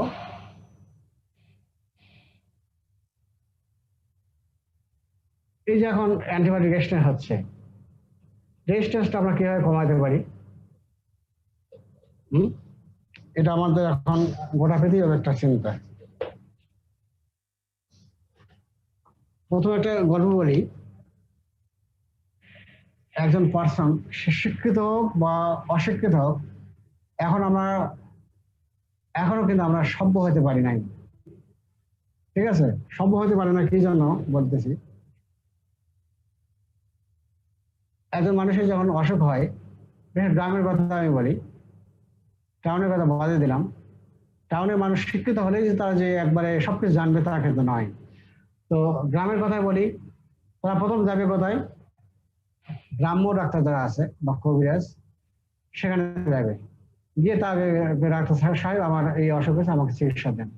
আর গ্রাম্য ডাক্তার করবে কি, সে তো জানে না কি ডিজিজে কোন অর্গানিজম তার অসুখ করলো, তাই তো জানে না। সে করবে কি অ্যান্টিবায়োটিক অনেকগুলো দিল, এবং অ্যান্টিবায়োটিকের কোর্স কি কমপক্ষে 5 দিন, 5 থেকে 7 দিন। সে করবে কি 3 দিনের ওষুধ দিয়ে দিল। অনেক সময় দেখা গেল যে যেহেতু অনেকগুলো অ্যান্টিবায়োটিক দিয়েছে, ভালো হয়ে গেল, কিন্তু ক্ষতি করলো কি, এই অ্যান্টিবায়োটিক কিন্তু রেজিস্ট্যান্স হয়ে গেল, পরে ওই অ্যান্টিবায়োটিক আর কাজ করতে পারবে না। তেমনই ওরা করবে কি, কখনো আবার যাবে কি গ্রাম ডাক্তার, সেখানেও যাবে না, যাবে কোথায়, ফার্মেসি, দোকানদার। এখন দোকানদার কাছে যখন যাবে, দোকানদারের নিয়ম হলো ফার্মেসি একটা সাবজেক্ট আছে, সেটা পড়া। তারা কিন্তু ফার্মেসি পড়ে না, সবাই দোকানদার হয়, টাকা থাকলে দোকানদার হওয়া যায়। কিছু টাকা নিয়ে তুমি একটা দোকান করলা, ওরা বললো স্যার আমাকে একটু চিকিৎসা দেন, ওরা তখন করবে মেডিসিন বিক্রি করবে, তাই তো। তারপরে যখন ওরা যখন পারলো না, ওরা তখন কি করবে, পাঠাবে কার কাছে, তোমার থানা হেলথ কমপ্লেক্সে। থানা হেলথ কমপ্লেক্সে ওরা তখন একটা অ্যান্টিবায়োটিক দিয়ে দিল, চেষ্টা করলো, যখন ভালো হয়ে গেল তো গেল। আবার রোগীও করে কি, হয়তো একটা হয়তো মনে করি 5-7 দিনের মেডিসিন লিখে দিল, কিন্তু রোগী করবে কি 3 দিন পরে মনে করি ভালো হয়ে গেল, আর সে অ্যান্টিবায়োটিক খাবে না। তাহলে অ্যান্টিবায়োটিক না খেলে হবে কি, অর্গানিজমটা পুরো মারা যায়নি, কিন্তু সে কিন্তু নির্জীব অবস্থা থাকলো, আস্তে আস্তে সে মিউটেশন হয়, সে আবার রেজিস্ট্যান্স মেকানিজম প্রয়োগ করে ফেলবে। আচ্ছা, তারপরে ওরা যখন পারলো না, থানা কমপ্লেক্সে ওরা করবে কি, ডিস্ট্রিক্ট হসপিটাল অথবা মেডিকেল কলেজ হাসপাতাল এখানে আসলো। এখানে আসে, এখানেও আবার অ্যান্টিবায়োটিক আবার দেওয়া হচ্ছে, ঠিক আছে, আবারও একই অবস্থা। এখানে যখন পারলো না, তখন যাবে কোথায়, সে টারশারি লেভেলের চলে যাবে। টারশারি মেডিকেল কলেজ এটাও বলা হয়, আরো উপরের লেভেল যাবে, যেমন বিএসএমও, সেখানে চলে যাবে, তাই তো। সেখানে গেলে আবার অ্যান্টিবায়োটিক দিচ্ছে, এই যে অ্যান্টিবায়োটিক দিচ্ছে খালি দিতে দিতে রেস্টুরেন্ট কিন্তু হচ্ছে এখন। এই জন্য গভর্নমেন্ট একটা পলিসি নিছে, এখন তোমার দেখো ভিন্ন দোকানে যাবা, দোকানে গেলে দেখবা যে সেখানে একটা সাইনবোর্ড লেখা আছে যে রেজিস্টার্ড ডাক্তারের প্রেসক্রিপশন ব্যতি রেখে এখানে অ্যান্টিবায়োটিক বিক্রয় করা হয় না। এটা কিন্তু গত বছর থেকে এটা চালু হয়েছে, কিন্তু এটা কিন্তু চালু করার নাম পাওয়া আসতে আসলে কেউ কিন্তু মানে না, কিন্তু সবাই কিন্তু লেখা আছে ভয়ে, কিন্তু আইন কিন্তু তারা মানে না, কেন তারা ওই যে রুগী আসলে দিচ্ছে, কিন্তু যার ফলে এইভাবে কি তোমার অ্যান্টিবায়োটিক রেজিস্ট্যান্স কমানো যাবে? যাবে না। তো তারপরে যাক, এগুলো বলে লাভ নাই। আমরা কিভাবে করতে কমাতে পারি আমরা একটু জানি। রিটেন পরীক্ষা আসে, যেমন রেস্ট্রিকশন টু ইউজ অ্যান্টিবায়োটিক্স, সবাই অ্যান্টিবায়োটিক যাতে বিক্রি না করতে পারে, এই যে শুধুমাত্র রেজিস্টার্ড ডাক্তার যারা আছে তারাই যেন অ্যান্টিবায়োটিক ব্যবহার করে, বিক্রি অ্যান্টিবায়োটিক প্রেসক্রিপশন করতে পারে, এটা অবশ্যই মেনটেন করতে হবে। Restriction to use of antibiotics, antibiotic যথেষ্ট ব্যবহার করা যাবে না। আবার দেখো অনেক সময় আমরা যারা কোয়ালিফাইড ডাক্তার তারা আমরা করি কি, এই সামান্য সর্দি কাশি হলো, ভাইরাস সর্দি কাশির বিপরীতে তুমি যদি অ্যান্টিবায়োটিক দাও, সে তো ভাইরাল ডিজিজ, অ্যান্টিবায়োটিক তো কাজ করবে না। ভাইরাল ডিজিজ তো সেলফ লিমিটিং, এমনিতে ভালো হয়ে যায়। তো ক্ষতি করলো কি, আমাদের নর্মাল যে ফ্লোরা আছে এই নর্মাল ফ্লোরাকে সে কিন্তু মেরে ফেললো। তো নর্মাল ফ্লোরা একটা ভালো দেখি, সে প্যাথোজেনিক ব্যাকটেরিয়াকে সে কিন্তু গ্রো করতে দিবে না। এখন যদি নর্মাল ফ্লোরা না থাকে তাহলে কি প্যাথোজেনিক ব্যাকটেরিয়া ওখানে বাসা বাঁধলো এবং তোমার রোগ তৈরি করবে, তাহলে সে আমাদের ক্ষতি করলো। এই জন্য অবশ্যই ওই জিনিসটা ফলো করতে হবে, যে restriction to use of antibiotics, insure the availability of culture and sensitive facility. এইখানেই কথা, আমরা আমাদের দেশে কালচারের ওই ড্রাগস দেওয়ার আগে কালচার অ্যান্ড সেন্সিটিভিটি করি না। বিদেশে যেটা হয় কিন্তু দেশে হয় না। এইটাকে কালচার অ্যান্ড সেন্সিটিভিটি না করে আইন করে করতে হবে, যে কালচার অ্যান্ড সেন্সিটিভিটি করে তারপরেই অ্যান্টিবায়োটিক দিতে হবে। তবে একটা রোগী যখন ইনফেকশন রোগী ভর্তি হলো, তুমি কি কালচারের জন্য অপেক্ষা করবা? হ্যাঁ, অপেক্ষা করবা। কি হবে, প্রথম একটা অ্যান্টিবায়োটিক তোমার কাছে আসলো, অত ধরো প্রথম করবা কি, একটা তুমি ব্রড স্পেকট্রাম একটা অ্যান্টিবায়োটিক দাও, দেওয়ার পরে এবং অ্যান্টিবায়োটিক খাওয়ার আগেই তার কাছে স্যাম্পল নিয়ে কালচারে তুমি পাঠাই দাও। কালচারে পাঠাই দিলা, কালচার সেন্সিটিভ সেখানে পাঠাই দিলাম, মাইক্রোবায়োলজিতে পাঠাই দিলা। রিপোর্ট যখন আসলো তখন সেই তোমার যে রিপোর্টের উপর ভিত্তি করে তখন তুমি চিকিৎসা দাও, এবং তখন দিতে হবে তোমার ন্যারো স্পেকট্রামটা, নট ব্রড স্পেকট্রাম। প্রথম হলো ব্রড স্পেকট্রাম, তারপরে সেন্সিটিভিটি রিপোর্ট পাইলে তখন তুমি যাও ন্যারো স্পেকট্রাম, যাতে সে যে অর্গানিজমের বিরুদ্ধে কাজ করবে সেন্সিটিভ হলো সেই অর্গানিজমকে সে মারতে পারে। এইটা অবশ্যই করতে হবে। তারপরে ডেভেলপমেন্ট অফ স্টেবল অ্যান্টিবায়োটিক। আমি আগে বলেছিলাম যে অ্যান্টিবায়োটিকের একটা গুড অ্যান্টিবায়োটিক ক্যারেক্টার কি, it should not be resistant. তাহলে অবশ্যই করতে হবে যে একটা স্টেবল অ্যান্টিবায়োটিক করতে হবে। তারপর অ্যান্টিবায়োটিক রিসাইকেলিং, মানে হলো একটা অ্যান্টিবায়োটিক যখন বিভিন্ন সময় অনেক দিন ধরে দেওয়া হয় সেক্ষেত্রে এমনিতে কিন্তু রেজিস্ট্যান্স হয়ে যায়, বা যেগুলো ড্রাগস রেজিস্ট্যান্স হয়ে গেছে সেগুলো ড্রাগসের ব্যবহার বেশ কিছু বন্ধ রাখো। বন্ধ রাখার পরে 5-7 বছর বন্ধ রাখো, বন্ধ রাখার পরে আবার দেওয়া শুরু করো, তখন দেখা যাবে তোমার এটা আবার সেন্সিটিভ হবে। যেমন ধরো 90-এর দশকেই আমরা দেখছি, তখন অ্যান্টিবায়োটিক প্রথম আসলো তোমার কট্রামোক্সাজোল আসলো, আবার অ্যামোক্সিসিলিন আসলো এবং ক্লক্সাসিলিন, এই কয়েকটা অ্যান্টিবায়োটিক দিয়ে কিন্তু ডাক্তার সাহেবরা চিকিৎসা দিত। তারপর 90 দশকে আসলো কি তোমার সেভারস তোমার এই কুইনোলন ড্রাগস গুলো, সিপ্রোফ্লক্সাসিন, ঠিক আছে? তো তখন কিন্তু সিপ্রোফ্লক্সাসিন দিতেও কিন্তু মানুষ ভয় করতো কি যেন এই কার্টিলেজটা তখন সোয়েলিং হয়, তো অনেক সময় তোমার এই যে টেন্ডার অ্যাকিলিস লাফার হয়, তো এই ভয় কিন্তু সবাই কিন্তু দিতে যেত না, এবং কম বয়স্ক যারা তাদেরকে দেওয়া যায় না এগুলো। তো এখন ওই সময় কিন্তু তোমার কট্রামাজল ভালো কাজ করতো, অ্যামোক্সিসিলিন, ক্লোরোক্সাসিন ভালো কাজ করতো, কিন্তু আস্তে আস্তে রেজিস্ট্যান্স হয়ে গেছে। এখন এই সমস্ত ড্রাগস থেকে হয়ে গেছে কি, এখন ওই বেশ কিছুদিন বন্ধ রাখা হচ্ছে ব্যবহার। বন্ধ রাখার পরে এখন দেখা যাচ্ছে, এখন দেখো এই যে কট্রামাজল বা পেনিসিলিন, ক্লোরোক্সাসিলিন, এগুলো এখন আবার দাও, এখন কিন্তু মোটামুটি এখন কাজ করতেছে। কিন্তু এটাকে বলা হচ্ছে অ্যান্টিবায়োটিক রিসাইকেলিং। তারপরে in treating নজোকোমিয়াল infection, local sensitive pattern should be followed. নজোকোমিয়াল বানানো হসপিটাল অ্যাকোয়ার্ড ইনফেকশন। একটা রোগী মনে করো হাসপাতালে ভর্তি হলো চিকিৎসার জন্য, সাপোজ ধরো অপারেশন লাগবে তার, তো অপারেশন করার পরে সময় কি করা হয়, পরে কি করা হয়, ক্যাথেটার দেওয়া হয়, বা তোমার যে ক্যাথেটার দেওয়া হয়, বা তোমার যে যেগুলো তোমার যে সার্জিক্যাল ইকুইপমেন্ট, এগুলো তোমার স্টেরিলাইজ করা হয়। তা তো এগুলো যদি স্টেরিলাইজ ঠিক মতো না করা হয়, তাহলে কি হবে, ওই ডক্টর ওই পার্সনের অসুখ হবে। তাহলে হাসপাতালে ভর্তি হওয়ার পরে যে ইনফেকশনটা হয় সেটাকে বলি আমরা নজোকোমিয়াল ইনফেকশন। এটা আমরা পরে আমরা পড়াবো, যখন ক্লিনিক্যাল মাইক্রোবায়োলজি পড়াবো তখন নজোকোমিয়াল ইনফেকশন বা হসপিটাল অ্যাকোয়ার্ড ইনফেকশন একই নাম, এটা আমরা পড়বো। তাহলে এই লোকাল সেন্সিটিভ প্যাটার্নটা কিন্তু আলাদা। এখানকার দিনাজপুরের জন্য যে সেন্সিটিভ প্যাটার্ন, ঢাকার সেন্সিটিভ প্যাটার্ন কিন্তু আলাদা হবে। তাহলে দিনাজপুরে যখন আমরা চিকিৎসা দেবো, তখন দিনাজপুরের যে সেন্সিটিভ প্যাটার্ন একটা অবশ্যই ডাটাবেস থাকতে হবে, সেটা কিন্তু ফলো করতে হবে। তারপরে স্টপ ট্রিটমেন্ট হয় কিউরড।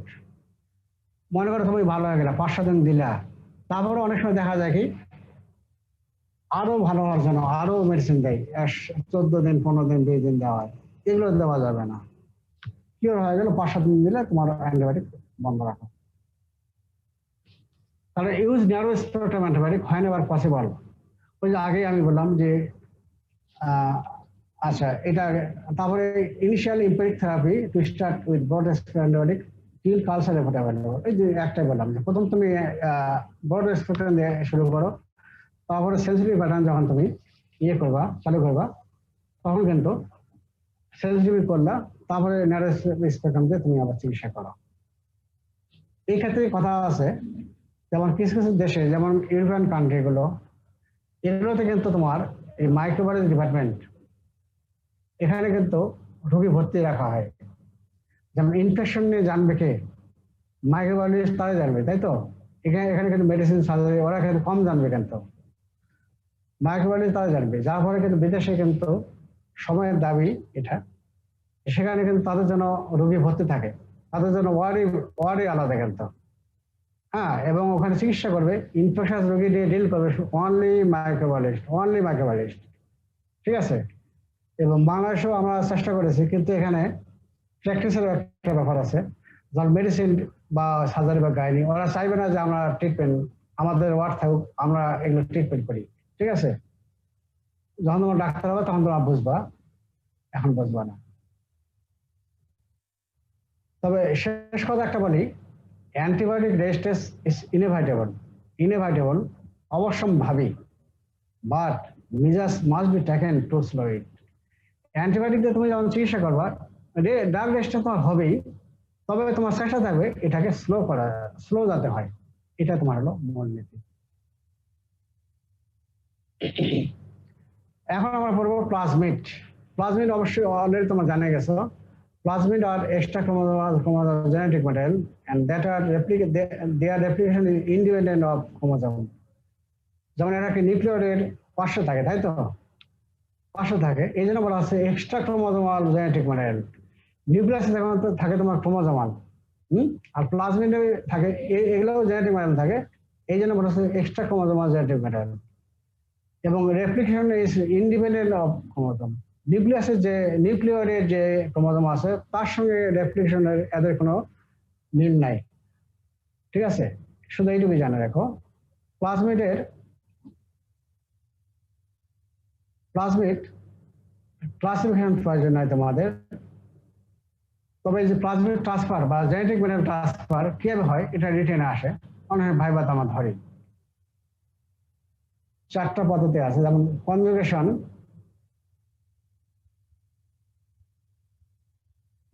ট্রান্সডাকশন, ট্রান্সপোজিশন, ট্রান্সফরমেশন, এই 4টা হেডলাইন।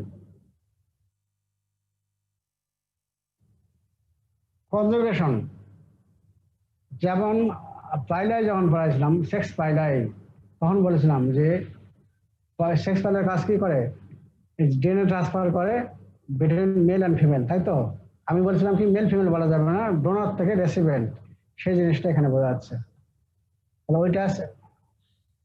তাহলে conjugation is the process, is the mating of two bacterial cells during which DNA is transferred from donor to the recipient cells. তাহলে দুইটা ব্যাকটেরিয়া যখন ম্যাটিং করলো, একসঙ্গে মিলিত হলো, তখন যে ব্যাকটেরিয়া থেকে জেনেটিক ম্যাটেরিয়াল যাচ্ছে তাকে ডোনার বলবো, আর যে গ্রহণ করতেছে তাকে বলবো রেসিপিয়েন্ট সেল। এইভাবে তোমার জেনেটিক ম্যাটেরিয়াল এক ব্যাকটেরিয়া থেকে আরেকটা ব্যাকটেরিয়া যাচ্ছে, আরেকটা ব্যাকটেরিয়াতে যাচ্ছে, যখন ড্রাগ ডেস্টিনেশন হচ্ছে জেনেটিক ম্যাটেরিয়াল যাচ্ছে, এভাবে যাচ্ছে। এক্সাম্পল কি, ইউজুয়ালি গ্রাম নেগেটিভ ব্যাকটেরিয়া এগুলো এই যে কনজুগেশনের মাধ্যমে এই জিন ট্রান্সফার করে। তাহলে এই হলো কনজুগেশন। এই ফিগারটা দেখো, দুটো ব্যাকটেরিয়া ম্যাটিং করছে, করে ডিএনএ ট্রান্সফার হচ্ছে, এবং করে কি গ্রাম নেগেটিভ ব্যাকটেরিয়া। এটাও ফিগারে ওইভাবে দেখানো হয়েছে, ভালো করে দেখে নিও। 2 নম্বর transduction. Transduction is the transfer of a cell DNA by means of a bacterial virus that's called bacteriophage. এখানে দেখে নাও, here a virus multiply within a bacterial cell and when live it carries some bacterial genes.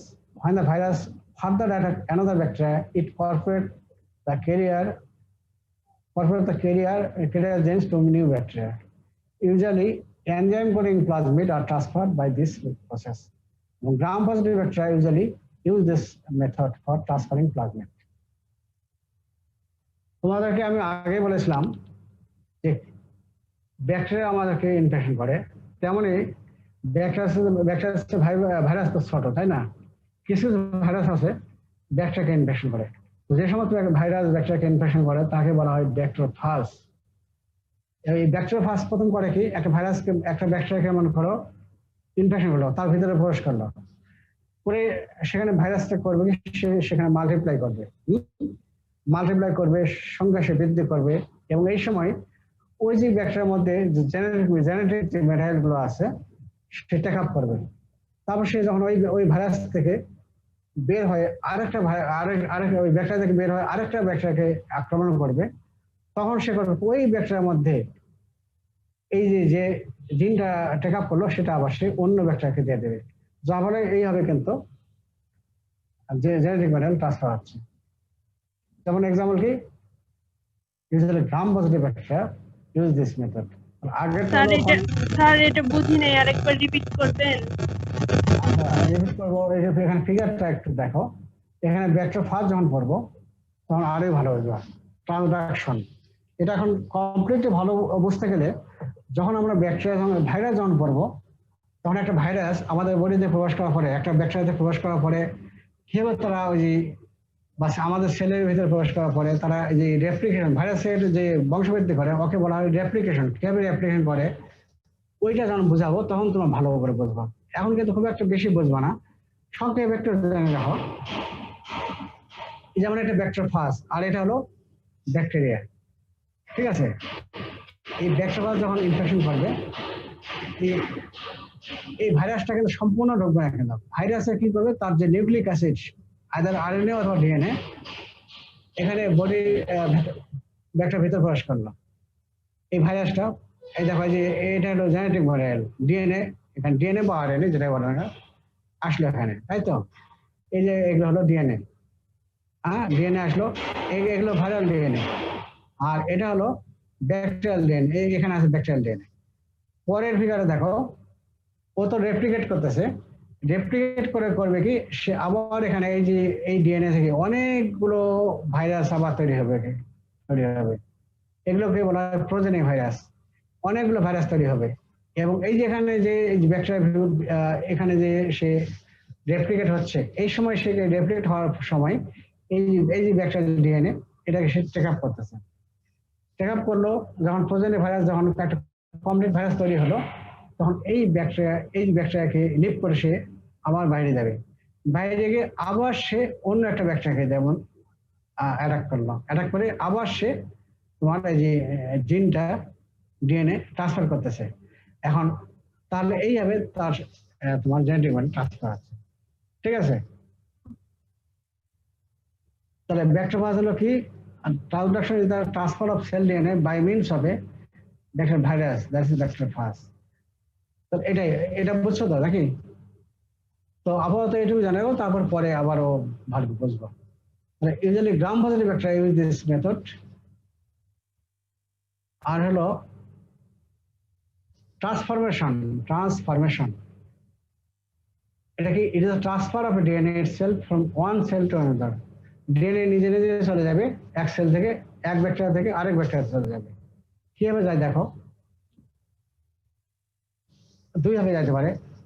যেমন মানুষ বলো বা animal বলো বা virus বলো bacteria বলো, সবাই কিন্তু বাঁচার জন্য আসেনি, সবাই এক সময় মারা যাবে, তাই তো? সেটাকে বলে নেচার। তো একটা ব্যাকটেরিয়া যখন মারা গেল, তখন সেখান থেকে ডিএনএ কিন্তু রিলিজ হলো, হ্যাঁ? ওই ডিএনএটা আরেকটা ব্যাকটেরিয়া তাকে টেক আপ করতেছে, এই হবে কিন্তু। আচ্ছা, আরেকটা কি, ল্যাবরেটরিতে যারা ইনভেস্টিগেটর, যারা সায়েন্টিস্ট, তারা কি করে, একটা ব্যাকটেরিয়া থেকে ডিএনএ নিয়ে আরেকটা ব্যাকটেরিয়াকে সে ডিএনএ ট্রান্সফার করে দেবে। এই দুই মেথডে ট্রান্সফরমেশন করা যায়। নেচারে কি, dying bacteria, in nature dying bacteria may release their DNA which may be taken up by recipient cells. আর পরে দেখো, in the laboratory an investigator may extract DNA from one type of bacteria and introduce it into the genetically defined bacteria. এটা thesis পারপাসে আমরা ইয়ে করি। আরেকটা দেখো, ট্রান্সপোজিশন।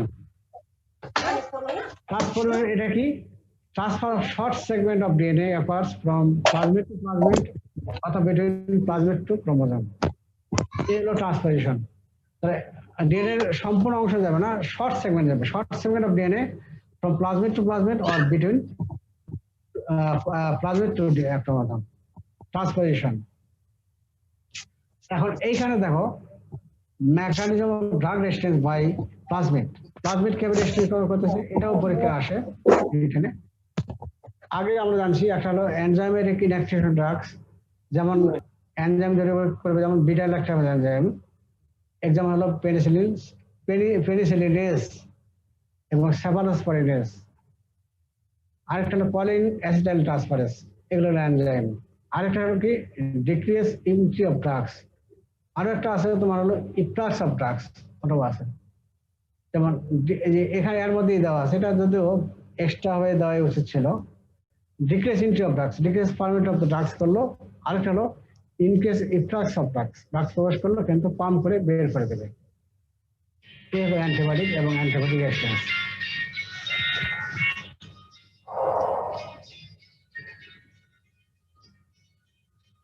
হ্যাঁ রেজা, হ্যাঁ হ্যাঁ ভালো, হ্যাঁ হ্যাঁ হ্যাঁ ভালো আছি।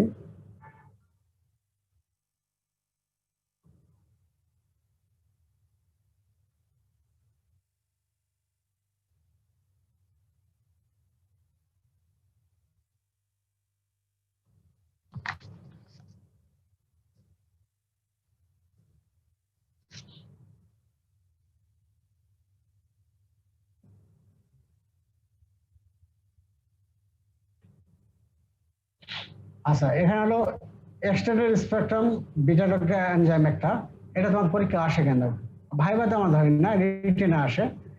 এটা যখন তোমার সেভালোস্পন পড়বা, first generation, second generation, third generation, fourth generation, তখন তোমরা এটা ভালো করে বুঝবা। এটা দেখো, extended spectrum beta lactamase are enzymes that mediate resistance to extended spectrum, that means third generation cephalosporin such as ceftazidime, cefotaxime, and ceftriaxone, and monobactam. That is aztreonam, but do not affect cefamycins or carbapenem. Cefamycin যেমন কি সাফোক্সেটিন এবং সাপোটিটান, আর কার্বাপেনামের যেমন হলো মেডোভেনাম অথবা ইমিভেনাম। তাহলে কি হলো, এগুলো একটা অ্যান্টিবায়োটিক। ইএসবিএল হলো এক ধরনের বিটা ল্যাকটেজ এনজাইম, ঠিক আছে? এটা হলো এটা বিটা ল্যাকটেজ এনজাইম। আরেকটা নাম হলো বিটা ল্যাকটেজ এনজাইম, কিন্তু অনেক ধরনের আছে। কিন্তু এটা হলো extended spectrum beta lactase enzyme. এটা কি these are the enzyme that mediate resistance to extended spectrum, তার মানে থার্ড জেনারেশন অ্যান্টিবায়োটিক সেফালোস্পোরিন এবং মনোব্যাকটাম, ঠিক আছে? কিন্তু তাহলে তারা কাজ করবে থার্ড জেনারেশন অ্যান্টিবায়োটিক এবং থার্ড জেনারেশন সেফালোস্পোরিন এবং মনোব্যাকটাম এর বিপরীতে কাজ করবে, কিন্তু এফেক্ট করতে পারবে না কাকে? সাফামাইসিস আর কার্বাপেনাম। এটা হলো তোমার এক্সাম, তোমার এটা তোমাদের শিটে আছে তো? এটা তোমাদের শিটে আছে? না স্যার। না স্যার, এটা নাই। এটা লিখে নাও।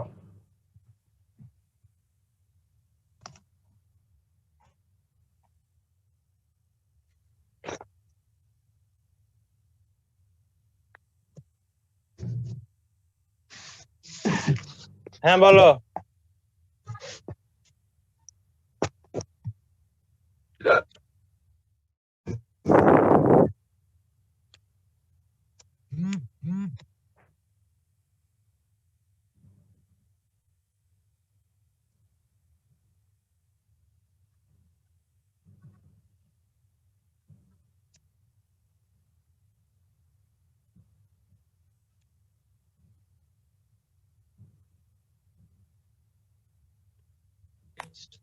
লেখা হয়ে গেলে বলিও আমাকে।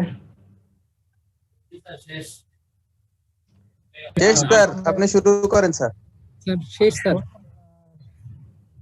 তারপরে ইএসবিএল তৈরি করে কে দেখো, ইএসবিএল তৈরি করে তোমার মেজরিটি অফ শেষ করলে ভালো হয়। না, শেষই হয়ে গেছে। দেখো majority of ESBL processing organism আর ক্লেফশেলা না করায়, দেখো তৈরি করে কে? এই স্লাইডটা লিখে নাও, কে তৈরি করে এটা দেখে লিখে নাও। Majority of ESBL processing organism আর Escherichia coli and Klebsiella species. আরো কিছু একটা আছে, যেমন Enterobacter, Proteus mirabilis, Escherichia marcescens, Salmonella, morganii and Pseudomonas সাইটোজেনাস। এই কয়েকটা নাম পড়ো।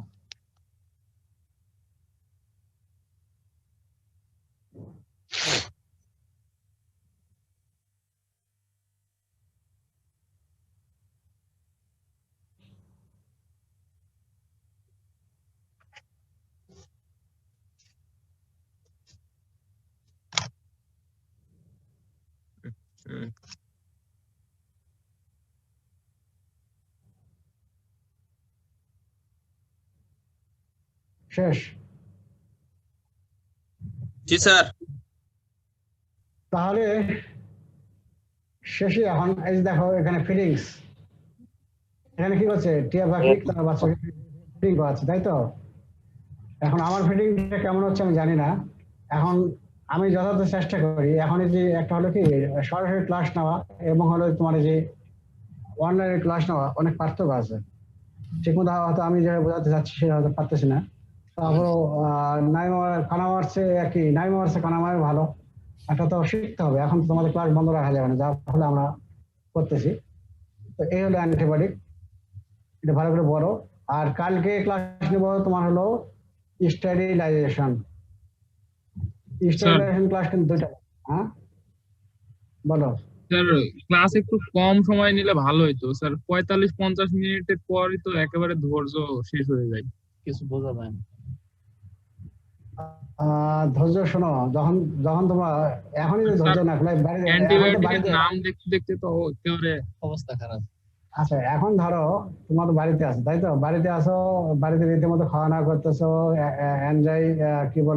এনজয় করতেছো। ক্লাস যখন এই যে থার্ড ফেজে ক্লাস যখন শুরু হয়ে যায়, যখন একসঙ্গে যখন তোমার ফার্মাকোলজি, প্যাথোলজি মাইক্রোবায়োলজি শুরু হয়, তখন কি করতে? তখন স্যার তো এখন তোমার তিনটাই হচ্ছে। এখনো 3টাই হচ্ছে স্যার। তখন তোমার ক্লাসও করতে হতো, তারপরে আইটেম পরীক্ষা দিতে হতো, ঠিক আছে, তারপর তোমার টার্ম ফাইনাল পরীক্ষা দিতে হতো। এগুলো এগুলো কিন্তু আমার ইচ্ছে না, কিন্তু এখন তোমার কিন্তু ক্লাস করতেছে শুধু, ঠিক আছে। তারপর যদি ফলো দিয়ে তোমার পারবে না, তাহলে তো এটা হবে না। তো এখন এইরকম না করলে স্যার, তোমার তো- এখন টার্ম গুলো খুব কঠিন তো স্যার, এই জন্য টার্ম গুলো তো খুব কঠিন। স্যার আগে তো স্যার হচ্ছে লেকচারের সাথে স্যার টিউটোরিয়াল হইতো, এই জন্য টিউটোরিয়াল ক্লাসে বুঝে নিতাম, লেকচারে একটু না বুঝলে না, স্যার। না, এখন তো ঠিক- স্যার ঠিক- ঠিক- লেকচার স্যার 50 মিনিট বা না, আমাদের টিউটোরিয়াল ক্লাসে আমাদের তেমন কিছু পড়ানো হয় না। টিউটোরিয়ালে শুধু ইয়ে নেওয়া হয়, টার্ম ফাইনাল আইটেম পরীক্ষা নেওয়া হয়। থার্ড ফেজে মোটামুটি আমরা এটাই করি, আমরা টিউটোরিয়ালে তেমন কিছু পড়াই না। লেকচারে যেটা হয় স্যার সেটাই। মানে এটা হচ্ছে স্যার আমাদের হচ্ছে দাবি যে স্যার 50 মিনিটের পর স্যার আমরা কিছু বুঝি না, মানে হচ্ছে সাথে খালি থাকতে হয় স্যার, মানে মাথায় কিছু আর ধরে না। এই জন্য স্যার কম পড়াইলে স্যার আমরা এটা পুরাটা নিতে পারতাম। জি স্যার। তো না, 50 মিনিটই পড়াবো আমি। মাঝে মাঝে শোনো, কালকে তোমার ইয়ে করো, স্টাইলেশনটা দুই দিনে শেষ করবো, ঠিক আছে। স্টাইলেশন 2 দিনে আমি তোমার শোনো, আমি তো 50 মিনিটে শেষ করতে পারি। আমি কিন্তু এই যে অ্যান্টিবায়োটিক ক্লাসটা আমি কিন্তু পড়াই, কিন্তু ধীরে ধীরে পড়াই। দেখো তোমার এই যে বোঝাও, আমি কিন্তু র্যাপিডলি কিন্তু রেডিও বানায় যদি হয়ে যায়, সেটা কি হবো? তাহলে কিন্তু আমি তাড়াতাড়ি 50 মিনিটে শেষ করতে পারবো। কিন্তু আপনার ধীরে ধীরে স্যার অনেকগুলো পড়া হয়ে যায় স্যার, আমাদের কমপ্লিট করাটা একটু টাফ হয়ে যায় স্যার। টাফ হয়ে যায় না, এটা আমিও বুঝি, কিন্তু কথাটা যে আমি তো এই জন্য আমাদের যে মেডিকেল এডুকেশন আছে না, ওরা একবার কিন্তু তোমরা তো গর্ধব, আমি গর্ধবে তোমাদেরকে বলবো যে দাবি আদায় তোমরা তো করতে পারো না। যেমন আগে যেমন ছিল তোমার 3টা ফেজ ছিল, ঠিক আছে, first phase, third phase, second এবং থার্ড ফেজ। ফার্স্ট ফেজ ছিল তোমার অ্যানাটমি, ফিজিওলজি, বায়োকেমিস্ট্রি। আর সেকেন্ড ফেজ ছিল তোমার কি ছিল, কমোডিটি মেডিসিন। মানে এখনকার যেটা সেকেন্ড আর থার্ড ফেজ আছে, তখন কিন্তু এই দুটা মিলেই সেকেন্ড ফেজ ছিল। হ্যাঁ, তো এত সুবিধা হয়তো কি, তখন 2 বছর তোমরা কিন্তু ক্লাস পাইতে, এট এ টাইম 4টা সাবজেক্ট, তোমার 5টা সাবজেক্ট তোমার পড়তে। বরঞ্চ এইটা ভালো ছিল, এবং আমরা 2 বছরে আস্তে ধীরে ক্লাস নিতে পারতাম, আস্তে ধীরে, এবং তখন থার্ড ইয়ার থেকে ক্লাস নিতে পারতাম। তখন সুবিধা হয়তো কি, তোমার যেহেতু ধীরে ক্লাস নিচ্ছি, তখন তোমাদের মানে অ্যাবজর্ব করতে সুবিধা হয়তো। এবং ওই জিনিসটাই যখন তোমাদের চেঞ্জ করলো, এই যে মেডিকেল এডুকেশন যখন তোমার কারিকুলামটা চেঞ্জ করলো, আবার যখন তোমার যে ফেজ, তোমার যে সেকেন্ড ফেজ করলো, তোমার এখানে দেখো সেকেন্ড ফেজে তোমার কি আছে, আর কমোডিটি মেডিসিন, আর কি আছে, ফরেনসিক মেডিসিন। ওখানে তোমার কি পড়া আছে তুমি বলো তো। ওখানে তোমার তুমি ফরেনসিক মেডিসিন তুমি কতটুকু যাবে, কি জানবা তুমি ওখানে? কমোডিটি মেডিসিন কতটুকু আছে তুমি ওখানে? এই 2টা সাবজেক্ট একদম ছোট্ট সাবজেক্ট, 2টা এবং লেস ইম্পর্টেন্ট, তাই তো? ওই 2টা মিলে তোমার সেকেন্ড ফেজ করার কোনো মানে হয় না। আর থার্ড ফেজে দেখো মাইক্রোবায়োলজি, বিশাল ভাস্ট সাবজেক্ট। প্যাথোলজি বড়, কিন্তু তোমাদের লেভেলে প্যাথোলজি বেশি কিছু পড়তে হয় না। ফার্মাকোলজি এটা ছোট সাবজেক্ট, তবে টার্মগুলো একটু কঠিন। তো এই 3টা ভাইটাল সাবজেক্ট, 3টা ভাইটাল সাবজেক্ট হওয়াতে একটা হয় কি, তোমার যখন ওয়ার্ডে যখন যাও, এই থার্ড ইয়ার যখন ওয়ার্ড থেকে ওয়ার্ডে যাও, তখন তুমি যদি অ্যান্টিবায়োটিক না জানো, তারপর তোমার যে প্যাথোলজি, মাইক্রোলজি না জানো, তো ওয়ার্ডও কিন্তু তোমাদের জন্য কঠিন হয়ে যায়, ঠিক আছে। যার ফলে তোমাদের জন্য এই যে কারিকুলামটা ভালো হয়নি। যখন কারিকুলামটা চেঞ্জ করলো, তখন তোমাদের দাবি, যখন তোমাদের যারা উত্তরসূরি ছিল, উত্তরসূরিরা কেন ওই সময় বাধা কেন দেয়নি, ওই সময় কেন আন্দোলন করে নাই? আমি চাকরি করি, আমি তো আমরা বলতে পারি না, আমরা অ্যাডভাইস দিতে পারি, কিন্তু আমরা কিন্তু জোর গলায় বলতে পারবো না, ঠিক আছে। আমাদের কিছু লিমিটেশন থাকে। এবং আমাদের এখানে যখন যে মেডিকেল এডুকেশন গত 2 বছর আগে একবার আসছিল, তখন ছিলেন প্রফেসর ডাক্তার জলিল, উনি আসছিলেন, ওনার টিম আসছিল। তখন আমি এই জিনিসটাই উঠে ধরছিলাম, তো ওনারা আর কোনো সেই জলিল স্যার, উনি তারপরে রিটায়ার গেছে, অন্য আবার আসছে। তো একটা ওই তোমার যে চেঞ্জ করতে কিন্তু অনেক টাকা খরচ হয়, কিন্তু অনেক মিটিং সেটিং করতে হয়, অনেক করতে হয়। তো এই জিনিসগুলো খালি ওই লোক দেখানো হয়, খালি ওদের কাজ তো নাই, কাজ কি টাকা মারা যাবে কি হবে, সেই খালি মানে ইয়েটা খালি। তাকে এটা যে আননেসারি কথা এগুলো না বলি, আমার কাজটা আমি করি। তো তারপরে কিছু দুঃখ আসে এই জিনিসগুলো করে, এই জিনিসগুলো যারা ফিল্ড লেভেল থেকে যায়নি তারা কি বুঝবে, ওখানে তারা কিচ্ছু বোঝে না কিভাবে কি। তারা যদি আমাদের কাছে সাজেশন নিত তাহলে কিন্তু আমরা কিন্তু সে বলতে পারতাম, কিন্তু ওরা তো আমাদের কাছে সাজেশন নেয় না, না করে কি ওরা নিজেরা যেটা বোঝে সেটাই ওরা মানে কারিকুলাম তৈরি করে। যার মেডি গ্রাজুয়েশনে যে ফেজটা করছে এগুলো কোনো ফেজই না, এটা আবার যদি চেঞ্জ না করা বন্ধু তোমাদের এটা হবে না। তো তোমরা এগুলো করো না কেন, তোমরা দাবি করো না কেন? এই জন্য তো তোমাদের এই যে সেকেন্ড ফেজে তোমার আসে একবারে মানে কি বলবো পড়ার তেমন কিচ্ছু নাই, আর থার্ড ফেজে আসে তোমাদের কষ্ট হয়। এই জন্য এগুলো দাবি করতে হবে, এগুলো দাবি তো আমরা করতে পারবো না, আমরা পারবো না এগুলো, তাই না? ব্যাপারটা বুঝছো তো নাকি? এই জিনিসটা তোমরা করো। এই স্যার আগামী এখন হলো ক্লাস হবে মাইক্রোবায়োলজি। এখন আমি এই জন্য কালকে তোমাদের ক্লাস আমি নেব। কালকে যত বন্ধ থাকার কথা ছিল, কালকে তোমার যে কালকে আমি পরশু দিন তোমাদের স্টাইলেশন পড়াবো, 2 দিন আস্তে থেকে পড়াবো স্টাইলেশন, তাহলে কম হবে। তারপরে আর জেনারেল ব্যাকটেরিয়ার মধ্যে আর বেশি কিছু নাই, 2টা ক্লাস তাপস নেবে, ওগুলো পড়াই দেবে। এখন আগামী সপ্তাহে আমি থাকতে যদি আমি না থাকি তাহলে হয়তো আমি ক্লাস হয়তো নিতে পারবো না। এখন ঢাকায় ল্যাপটপ নিয়ে যাওয়ার একটু টাফ হয়ে যায়, দেখি পারলে আমি নেবো, না পারলে নেবো না। আমি এই জন্য এই চাচ্ছি যে এই সপ্তাহেই মঙ্গল বুধবারে স্টাইলেশন শেষ করে তারপরে বৃহস্পতিবারে যদি ইমিউনোলজি যদি একটু হিন্স দিয়ে যাই, যদি বৃহস্পতিবার এবং শুক্রবার যদি করতে পারো তাহলে কিন্তু মোটামুটি ইমিউনোলজি কিন্তু একটু এগিয়ে থাকলো। কিন্তু তারপর পরের সপ্তাহটা যদি তোমরা করো, পুরো একবার অফ দাও বা তোমাদের তাপস্যা 2টা ক্লাস নেবে, তাহলে ভালো হয়। কিন্তু তোমার চিন্তা করো এটা যে শুক্রবার হয়তো ক্লাস নিলে, তাহলে হয়তো মনে করো আমি যদি না যাই তাহলে, কারণ ইমিউনোলজি চ্যাপ্টারটা ভালো করে বুঝতে হবে, ইমিউন সিস্টেম ভালো করে না বোঝো তাহলে তোমাদের অন্যগুলা বুঝবে না। ইমিউনোলজিটা ভালো করে বুঝতে হবে এবং পড়তে হবে, এবং জেনারেল ব্যাকটেরিয়া যে পড়ো এটা। এই জন্য আমি চাচ্ছি যে দেখি তোমার সিদ্ধান্ত নাও। তো কালকে ক্লাস হবে, কালকে স্টাইলেশন সবাইকে বলো, কালকে পরশু দিন 2 দিনে আমি স্টাইলেশন দেবো।